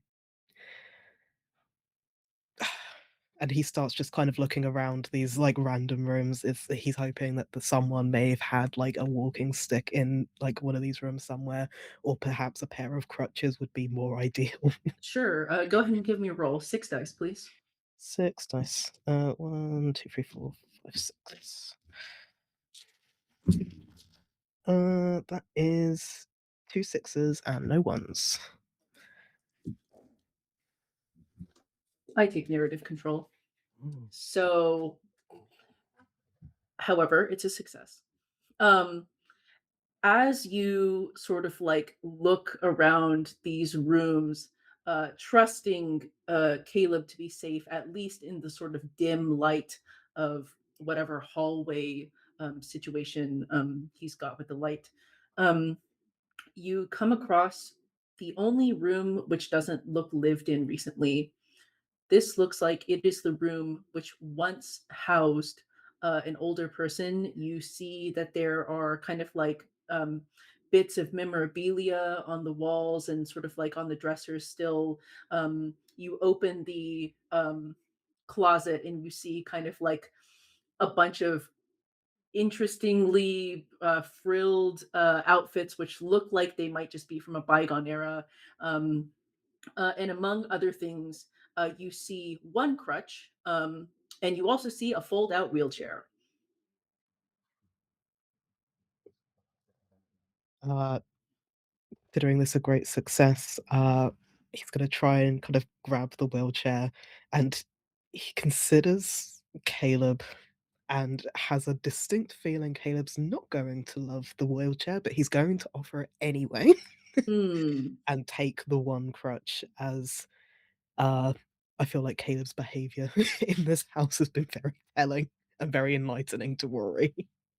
Caleb, Rory brings back the wheelchair that your father used and the crutch before he acquiesced to it.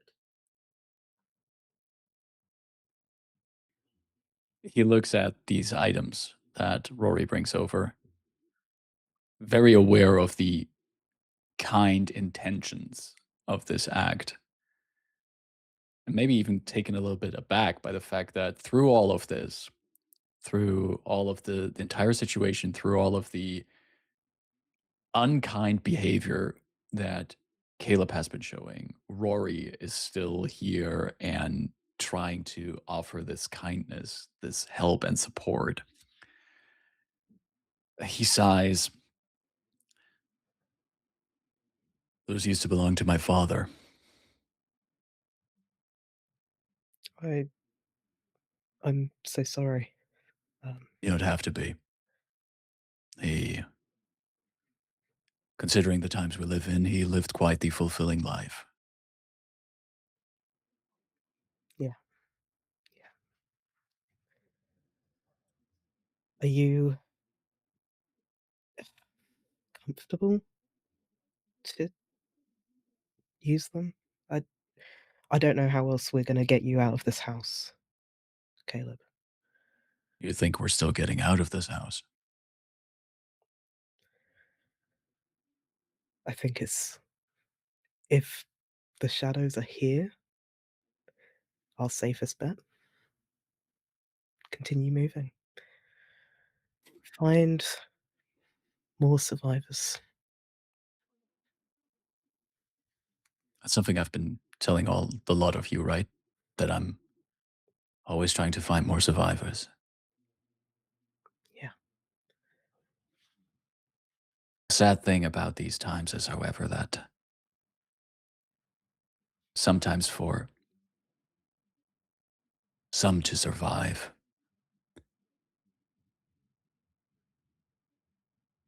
not all can survive. Rory, I think leave the leave the crutch and wheelchair here for me. I'll need some time to get into them. I think your help is needed downstairs. And I I'm not basically want to try to just like full on um, give Rory the impression that I'm actually coming downstairs while I have no intent of doing so. Oh, interesting. So, time, however, as Caleb says, is short. Downstairs, the triaging effects have been useful. They have given Annie time. Um, the wounds are still grievous. In ideal circumstances, Davy would see a professional at this point. However, these are unprecedented times. And quickly downstairs, as you all have been focused on one thing, as you come back down, Rory, you realize something, which is that that stormlight and most of the other stuff you had with you is not in the room. Neither is Steph.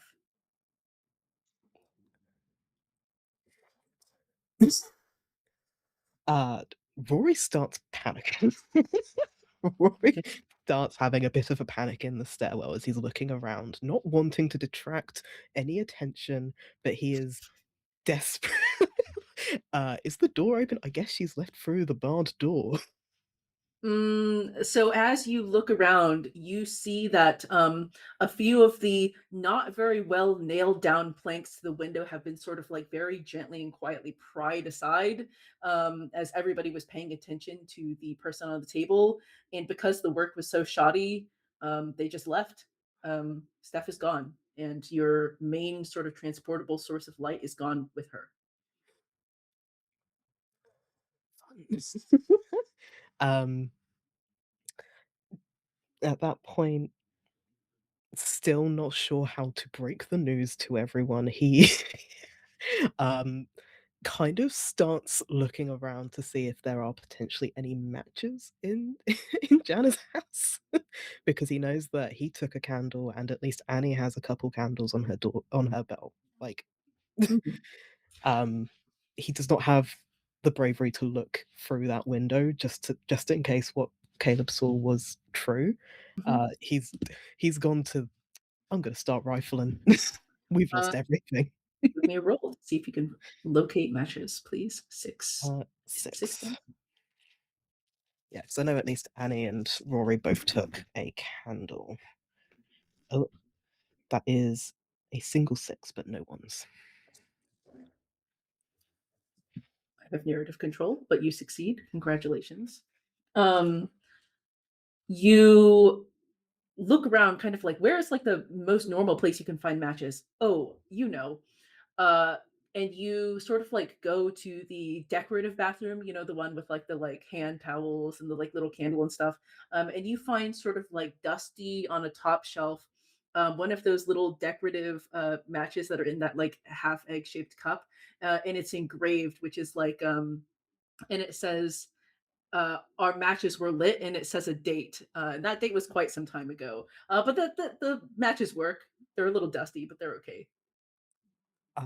He's gonna put those in his pocket, Mm. having a feeling that he's gonna need them.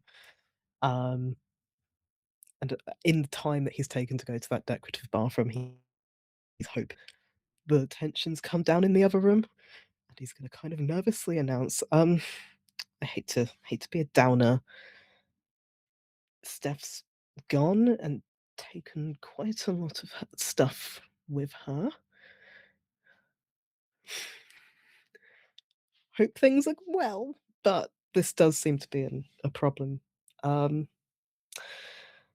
there's a lot of problems going on outside, and he just bursts into tears. Oh, uh, Like, thinking Jana about what Caleb said was, like, out there, what's happened to the wolves, and he's just, like, overwhelmed with just everything. Jana looks around and she says, "Oh, oh, the other woman. Um, I guess she is gone. I mean, we have still like one flashlight. Are you looking to leave the house? It's safe here." Don't think it is, Jana. I really as much as you've done so much to protect this space, I Caleb saw the shadows out there. It's not the wolves that we need to be afraid of. We need to keep moving. We can't stay here. Jana will touch your hand, Annie, and say, "Are you going to go?" In the meantime, you see Davy has fallen asleep. The best chance he's got is if we get to somewhere, get to the headquarters. There might be someone there who can help him. We can't do any more here. Do you have a way we can move him? Do you have something we can put him on? Trolley or Listen, I was going to save this for an emergency, but I guess this is an emergency. We have a van. Let's load him in. uh, uh yeah, let's um Rory, can you where's Where's Caleb gone? We could get to the van. We can go. He's upstairs. I'm gonna shout him. Oh, I'll okay. be time in a second. I'm gonna focus on moving. Can you? She again realizes she doesn't know this man's name. Who's been helping her with Davy, but because can you help me move him? Yeah, he agrees, and you and Jeff pick up your Yeah. son and begin to move him. So, uh, upstairs, time is running short. Before I set the scene, I'll ask you this, Caleb. You're in this physical space alone. That's true. But you who reaches out to touch a mind which isn't yours through song, that connection is not one way. And as you are upstairs in this near dark space, something touches back. It's just a feeling, not words. And it says, it can offer you 12 more good hours on that leg if you just help speed things up a little. So I offer you now this. For the rest of this adventure, you won't have to be overly burdened by your leg. However, if you take this, one candle immediately extinguishes. And I will, if we choose that, I will draw a tarot and see what that says for our journey.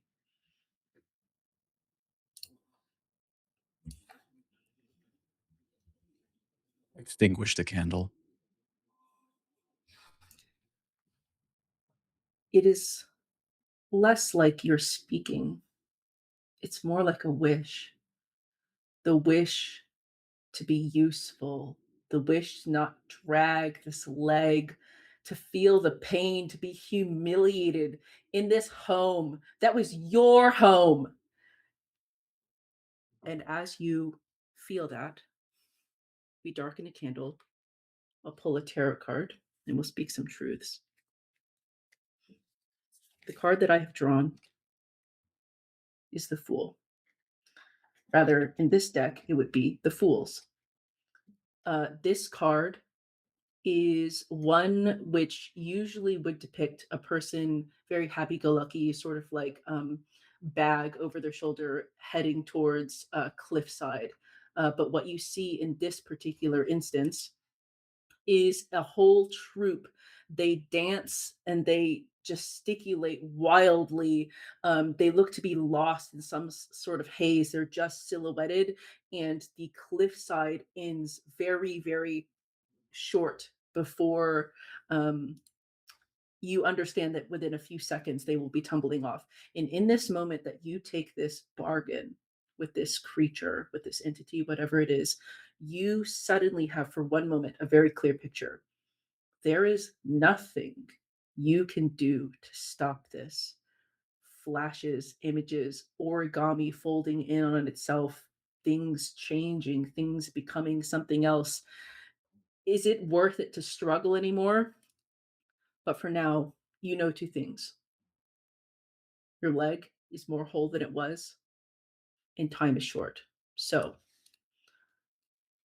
as we start on our fifth candle, let's speak some truths. Starting with you, Candle Dimmer. What's the first truth, Marcus? This is true. The van is low on fuel. What else is true, Chris?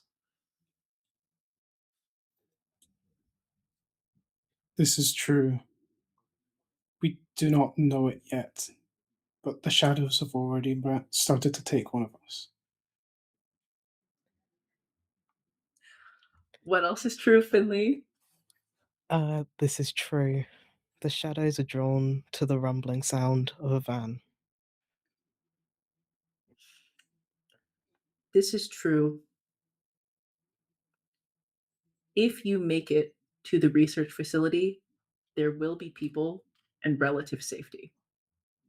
The final thing, the fifth and final thing, is, and we are alive. Why? Oh, alive. So, You stand on two legs, equally weighted for the first time in some time, Caleb, and you feel good. What do? You hear a noise. Someone's calling your name.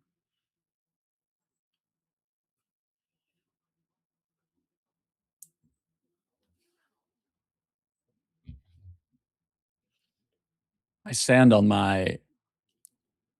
both legs, feeling well again, hearing my name being called.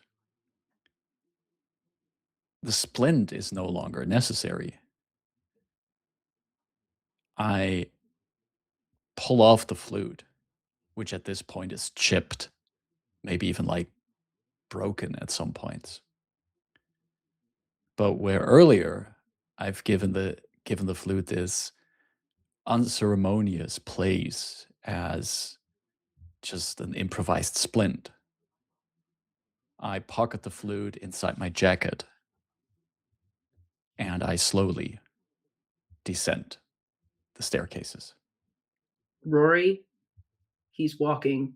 He's walking, and there's no splint, and he's not using crutches or the chair.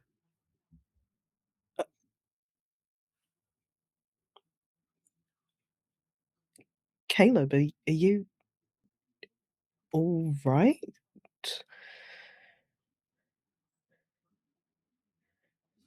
I You feel better. Still a little bit. A few stings in my leg, but I think the conversation with you helped me a lot. I'm glad. Can you do me one more favor? Yeah, sure. He pulls out the flute that he pocketed, and Rory would immediately recognize it as the flute he used as a splint. Hold on to this. Okay. And Where's he kind of takes it. where's everybody going? Joanna's got a van. We're getting Davy in the van, and we're leaving soon. Now. I wasn't gonna let you stay here. Caleb smiles. You are very kind, Rory. A rarity in these times.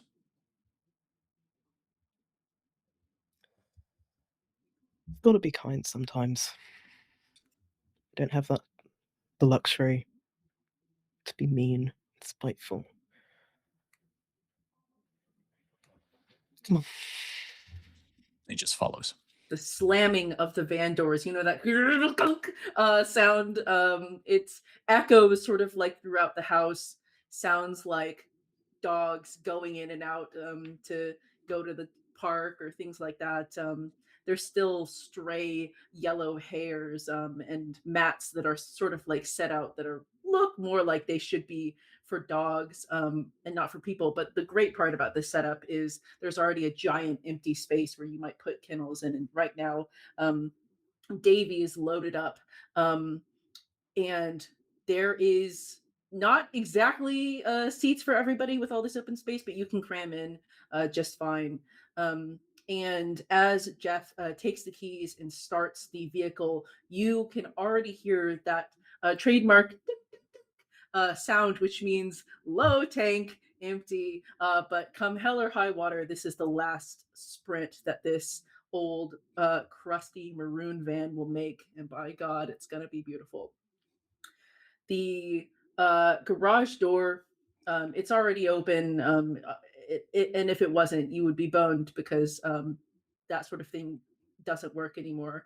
But you start up the vehicle and you go. This is like the old sort of fan. There's no like extra stuff here. You have to like manually turn the window with a crank to get it down.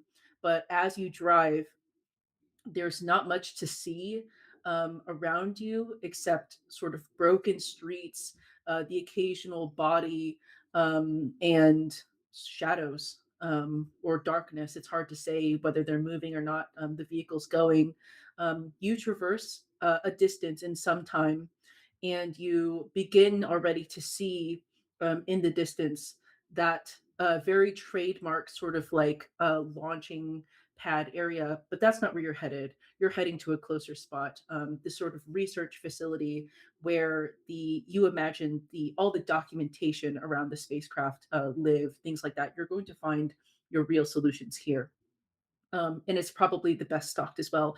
The car pulls in just sort of like in time, and the van doors open, and you immediately see Jeff and Jana step out to help you unload Davy. They call for the doors to be open. Does anyone have like a card, anything to open this? They shout. Uh, I mean, I think it's probably in my stuff somewhere. I used to work here, so um, and uh,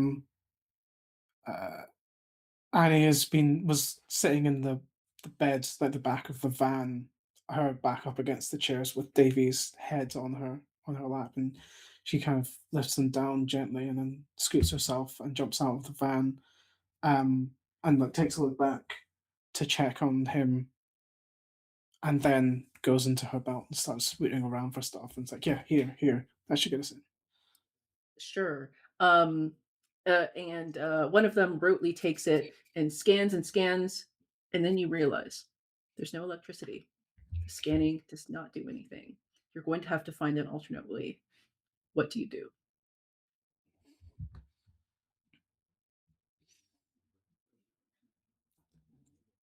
Oh, there's I mean, this is just the main kind of entrance for just regular. But there's another entrance like for deliveries and service things and things like that. That's less we should be able to get in. I think it's more of a it was more of a command post, so it shouldn't be electronic. We should be able to get in. Oh, okay, sure. Well, that's okay. Just stay in the car. They close up everything, and as they turn the key and the van wheezes to life, you start to go again. However, the van does not make it all the way to that second entrance. You hear gung gung gung gung gung, and you are not moving anymore, and you are in what looks like dense forest. There is sort of like a small road. You're right. This is where like deliveries would be. Maybe if materials need to be brought in, they would come in through this entrance. But you're not at that entrance yet, um, and you need to get out of here because it is pitch dark here. What do you do? Rory starts to strike one of the matches he stole. Okay. Like, disregarding the ornamentation of it, he strikes one of the matches and he's like, "Okay, I've got one candle. Annie, you have some on your tool belt, right? You took some of them." Yeah, yeah. And is already um is like called Jeff over and they're kind of helping, support Davy's weight between their arms and their shoulders. And she goes and like pulls another one out and hands it to Rory. And Um, Rory, as you light that the nuptial match, and you cast your eye for the first time into the darkness, can you give me a roll, 5 dice? See 5 what you see. dice. Yep, Yes, please. that is 2 6s and a 1. Well, let's see. Hmm. You have narrative control, and you succeed. What do you see, or don't? That helps you. Uh, as Rory kind of successfully lights this match and kind of, like, holds it to one of the candles he's holding, he sees nondescript kind of oily movement in between the trees, and kind of all the color like drains from his face, thinking about exactly what Caleb hinted at before. Um, and then he's kind of hastily trying to light as many things as he can with this like match and his own candle. Like, he's probably just picking up pieces of foliage just to even get them to spark a little bit, like anything dry enough, basically. Not Interesting. And listen, can one of the other two of you give me a roll of 5 dice to see how well it takes? Finley, did you You rolled I no. rolled a 1. Oh, you did roll. So 4 dice then. Yeah, I got 2 6s and a 1. Thank you. Go ahead, Chris. That's no 6s and a 1. Would you like to try to re-roll that single one by burning a trait? Or shall we move to 4 candles? Let's move to 4 candles, shall we? It takes a little too well. When's the last time it rained here or snowed? It's hard to say. As the blaze begins to burn out of control, let's speak some truths in this van in the middle of nowhere. Chris, give us our first truth, please. When unloading Davy from the van, Annie caught sight of her other hand she's not using and noticed that the tips of some of her fingers have started to disappear and become black, empty spaces. She puts it out of her mind. No time. What else is true, Finley? This is true. The fire starts getting dangerously close to the headquarters eventually. Yeah. What else is true, Marcus? This is true. Whatever lurks in the darkness cannot be hurt by flame. This is true. Colwyn is inside the research facility. And our fifth and final truth, as always. And we are alive. So, for the first time in a while, the sky seems to brighten. It's not because the sun is out. It's because a blazing pitch is roaring across this parched forest scape. In the desperation to create light, we are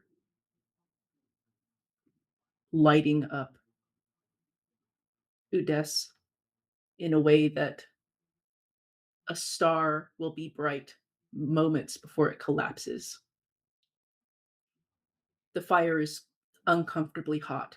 You have little time. How are you getting to that gate?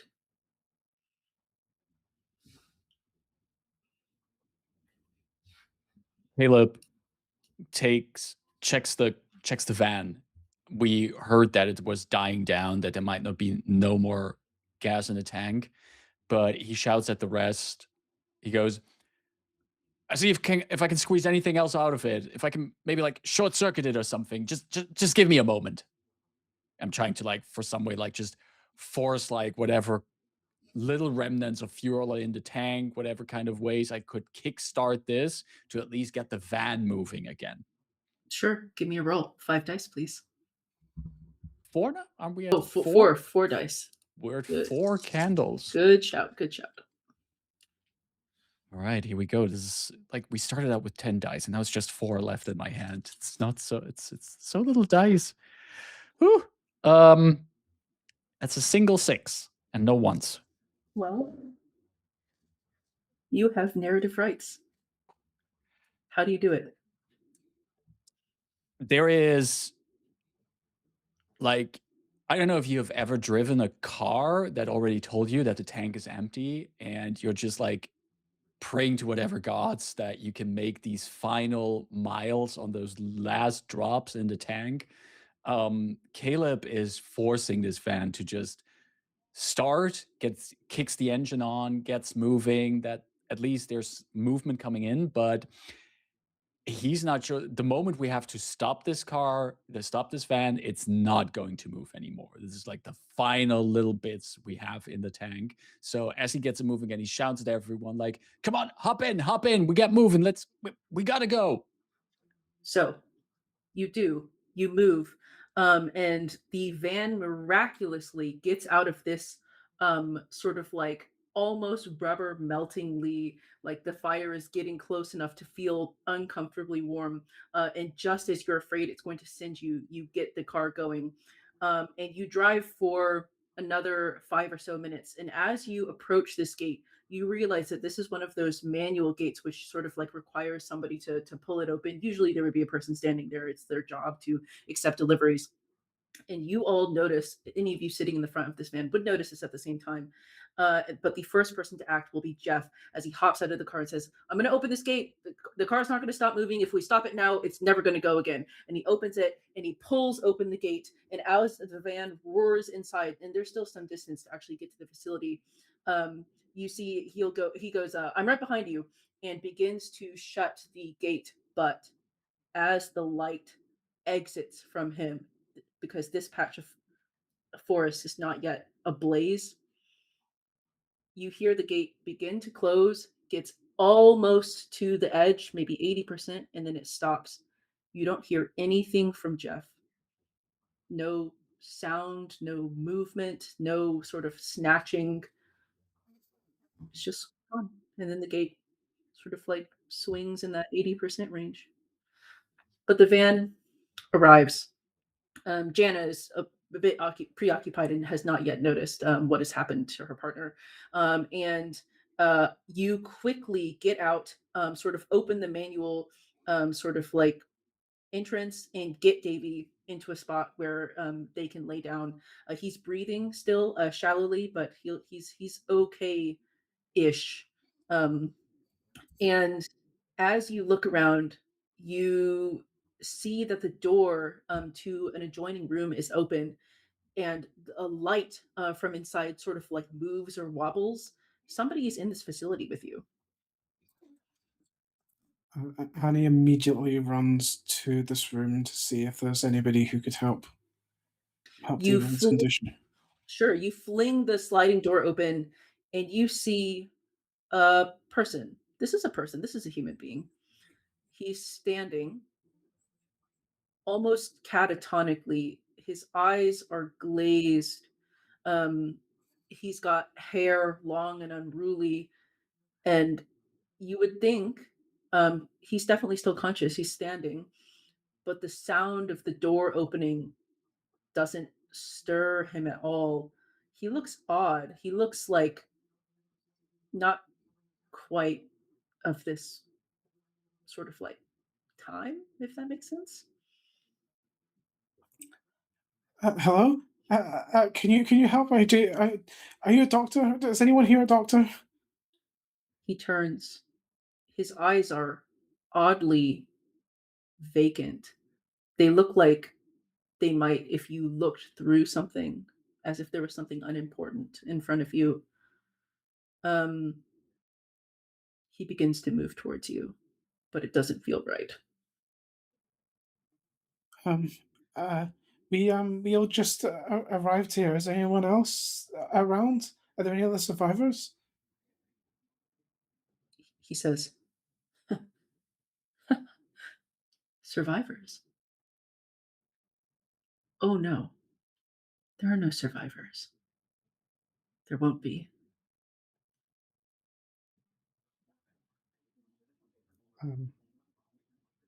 Annie looks down, and her whole left hand is just an outline around nothing.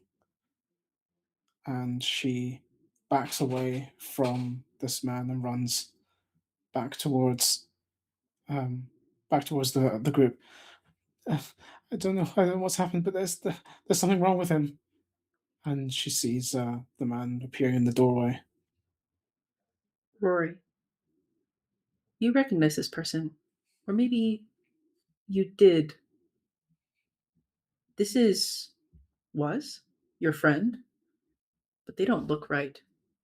As you gaze for the first time again upon Colwyn, your friend from long, long ago, your childhood best friend, there is something not right about his expression and his body language. Rory like kind of darts up and like kind of starts inching forward. Colwyn? Colwyn? No. Colin? He starts kind of approaching him. As you approach, something in the man's body relaxes. He almost looks happy. He allows you to walk up to him, and he will take your face in his hands and cradle it, rub it as if he doesn't know if it's real, and he'll say, "You're finally here." Colin, what? Where? Why? You're here. You're here. You're here. You're real. And he's like, kind of like gripping him by the shoulders. He's like, you're here. He doesn't seem to feel the sort of like shaking of the shoulders, but he continues to hold your face in his hand, and he says, "Do you know? Do you know that of every small thing I could have wished for at the end of times, I wish to see you again? Do you know how much I love you? How good of a friend you are to me? This is what I wished for." And as he speaks, parts of your face start to dissolve into nothingness very slowly. He barely registers, like, at the end of everything. Like, he's completely overwhelmed. He's like, what happened? You're here. You're back. I, I missed you. I needed to know. No one would say what happened. What what happened, Colin? No one else knows what happened. I think I experienced the same lifetime. It's got to be thousands of times, but it's too late. It's I, I wasn't able to change anything meaningful, and it's going to end. And I'm just glad you're here. Can I hug you? It, can I hug you is the only thing that's sunk into Rory's ears, and he's like, please, please. You embrace. What does it look like when someone knows how much time they have left? It's starting to sink in for some of the people here. Reunions with friends, children, people who once shared something. As you all begin to see a sludge like dripping motion coat the outside window, almost like the caress of something dark and inky. No banging, no shouting, just an enveloping, slimy, warm darkness. And the window begins to crack and hairline fractures. What do you do?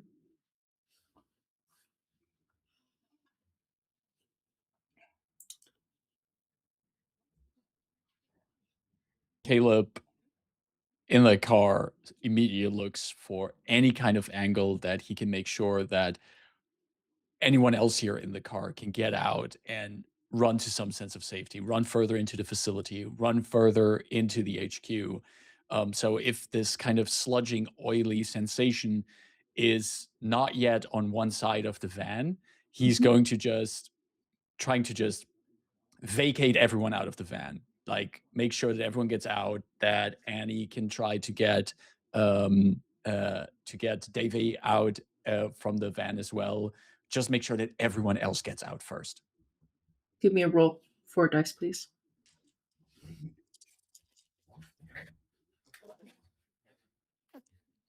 That is 1 6 and a 1. I would like to. Can I burn my vice trait to reroll the one? Please go ahead. So my vice is deceitful. And as I urge everyone out of there, I just keep telling them, go, go, get out, get out. I'll be right behind you. I'll be right behind you, while not having any intention of following them. Wonderful. I rerolled that 1 into a 5. Okay, perfect. So we still have 4 scene dice. Yes, and 1 Um, 6 on this roll. You heard them out, and Janice says, "Thank you. Listen, when we get inside, we need to talk." And she heads inside with the rest. Meanwhile,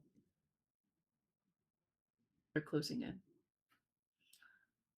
The warm darkness, not because you don't know if it's because of the forest fire or because of them approaches. You begin to see seeping under the door, which may or may not be closed, um, of anything which has just a small seam, this inky darkness, like petroleum. What do you do?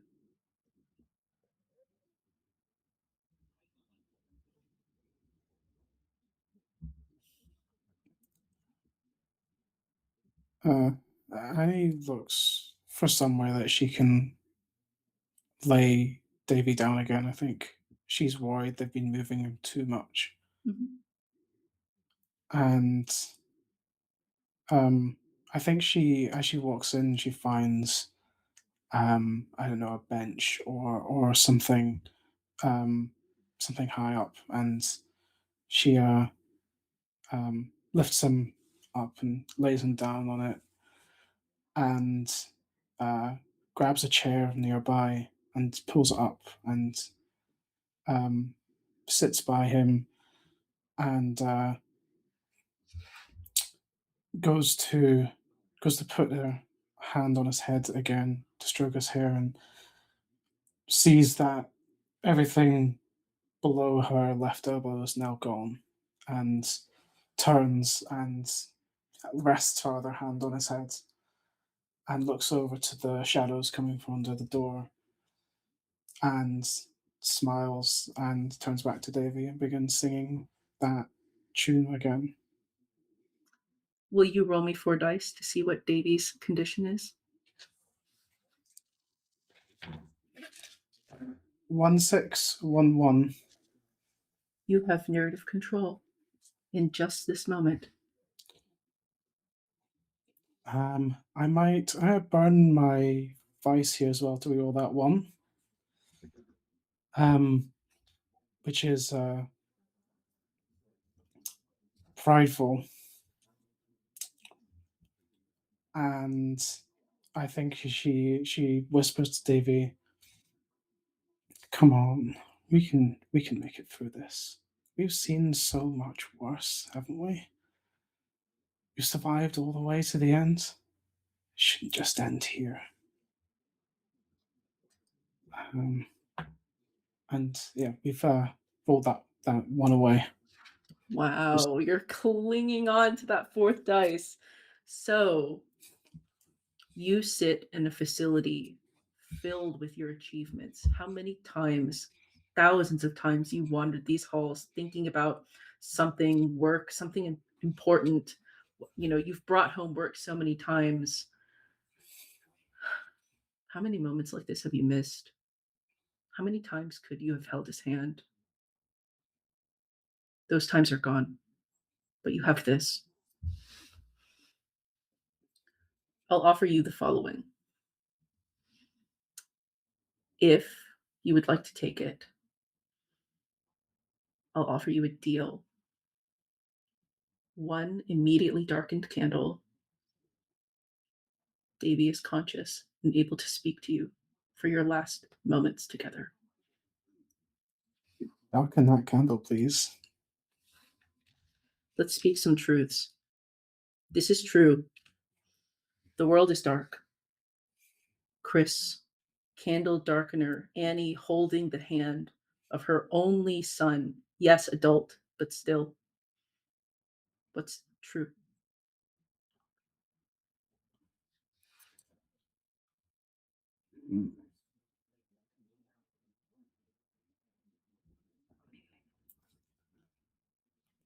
This conversation that will happen between mother and son in this room will be the last words either of them will speak. Finley, what else is true? This is true. In a moment of such joy to be reunited with his friend, Rory didn't have a passing thought for Caleb, who was still in that car. The third and final truth is, and we are We alive. are alive. Caleb, you're the only one still outside. Your wife, or ex-wife, woman who you spent 25 years with, is just on the other side of this door. But there is so much more than a door between you and her. Countless unspoken words. Will you speak them or leave them to rot? What do you do?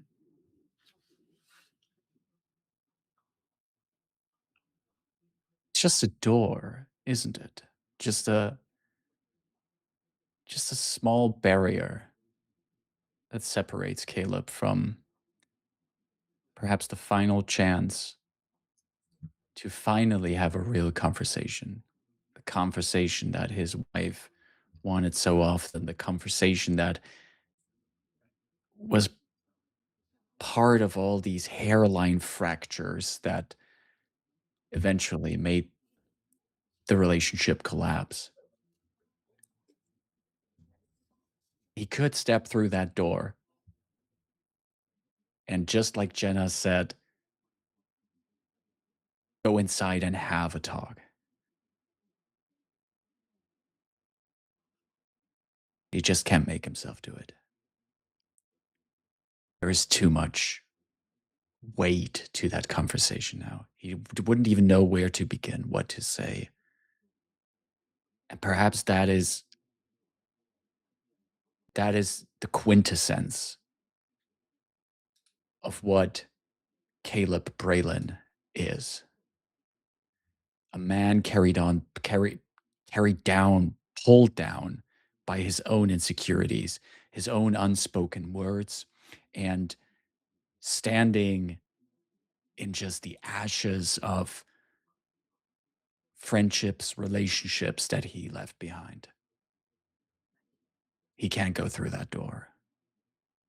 He saved a few more people, but he cannot save himself.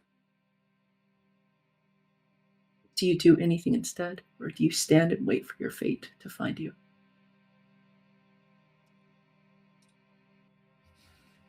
Am I allowed to reveal my brink?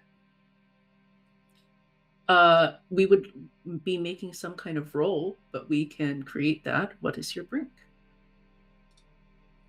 I've been given a very nice brink. And my brink says, I have seen you abandon your comrades.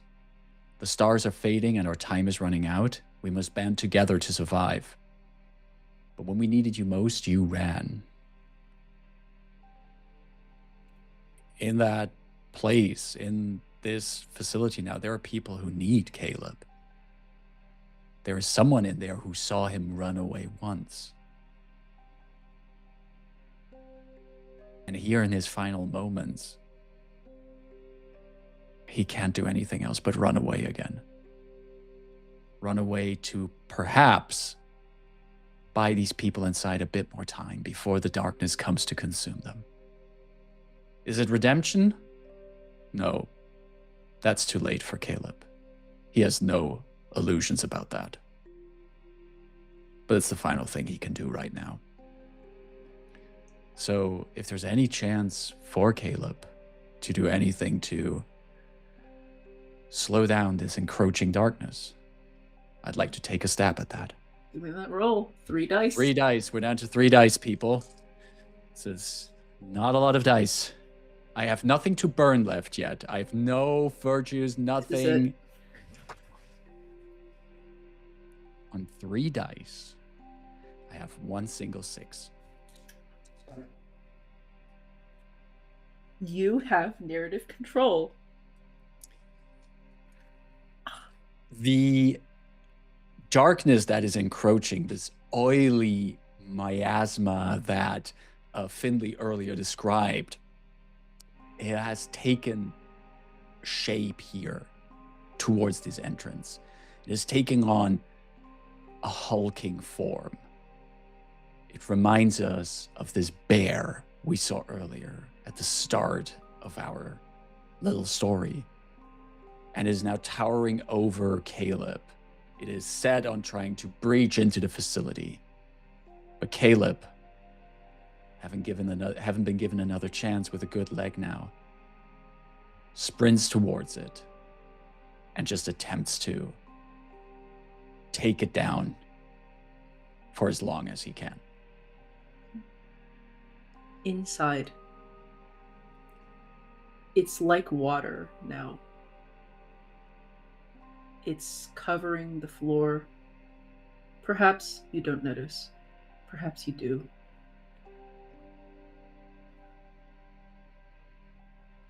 Time is short now. Holding your face still, your friend, Rory, looks at you and says, "Rory, I'm so afraid that none of this matters.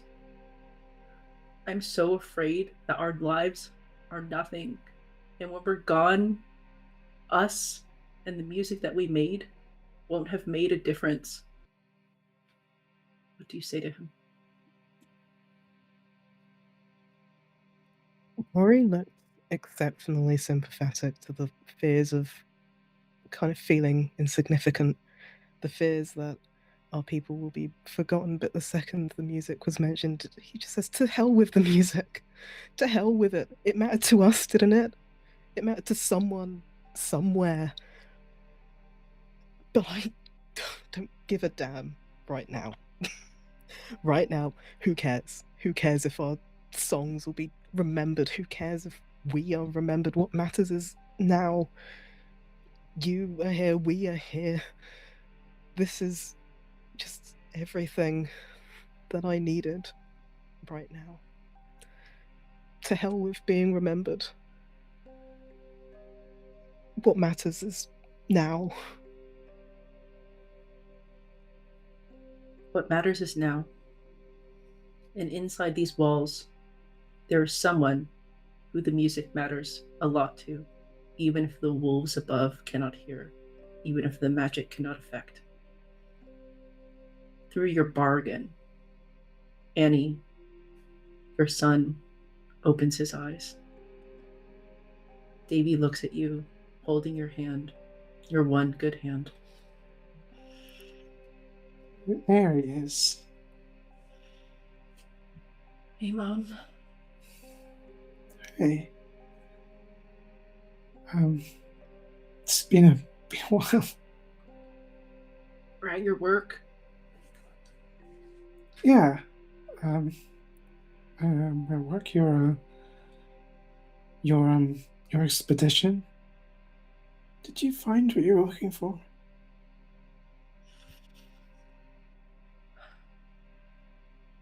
I think we found that what we see isn't always what's true. And it took... I think that was too hard for Udes to understand. I'm sorry. No, be sorry. We Mom. Mom. I'm scared. I know. We're I have a feeling we've been out of luck here, David. It's okay. I often wondered all the time when we were working on all this stuff in this place, that if it was ever meant more than the two of us sitting in the living room trying to make a candlelight on the table.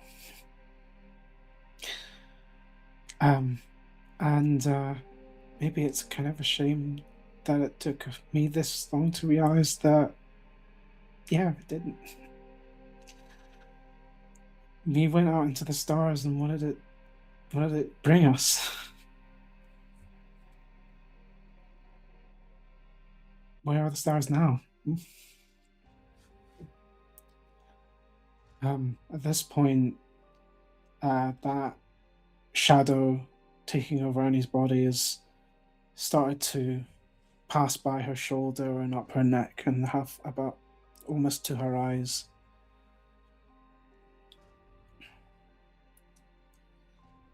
I'm glad I got to see you again.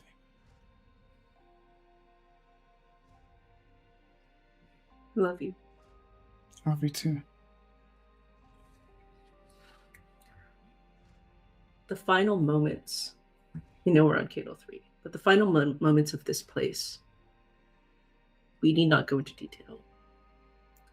The creature outside this mass of shadows. Caleb does as best he can. Inside, in separate rooms, all our PCs hold on to something precious to them each. Who knows what the last word was? Who knows what the last song the Udesian sang was? We don't hear it. But does it matter? The night sky folds, origami sheet, glistening, what we perceived as wolves looking up at the sky have long ceased their fighting. These stars from another place look completely different. They are brothers still. Perhaps they're not wolves. Perhaps they're some other thing, a bow, an archer, two people pouring water, a scorpion. The Udesians cease to be. Their songs are gone.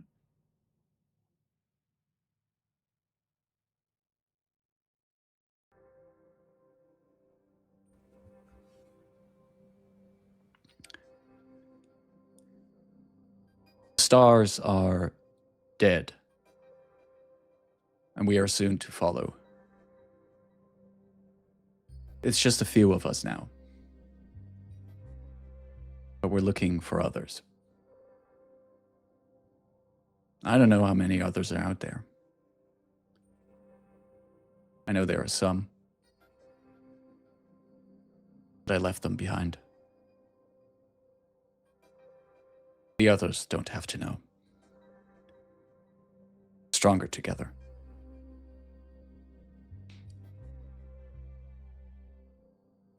Gotta make it to that HQ, and we'll find answers there. Perhaps the wolves will talk to me one last time. I hope this thing is working. Hi, Davey.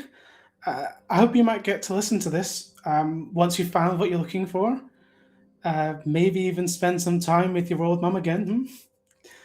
I know you're all grown up now and out saving the world, but you'll still always be my little boy.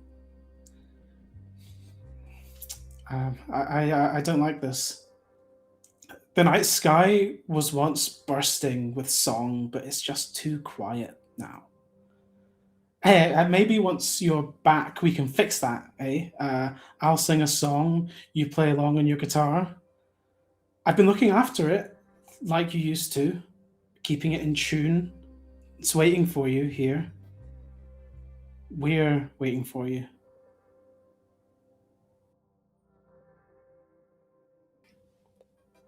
I don't think I've been the best person as of late to my family, to my community, to Professor Young specifically. I just can't let resentment and grief swallow me whole before we run out of options. It's not good luck. And kindness is free. I should give it a go. Professor Young, I don't actually blame you for everything. I have to believe you tried. I know Colwyn tried. I just need to know what happened. Maybe I'll see the full picture. Maybe the story is worth all of the harm. I just need him back.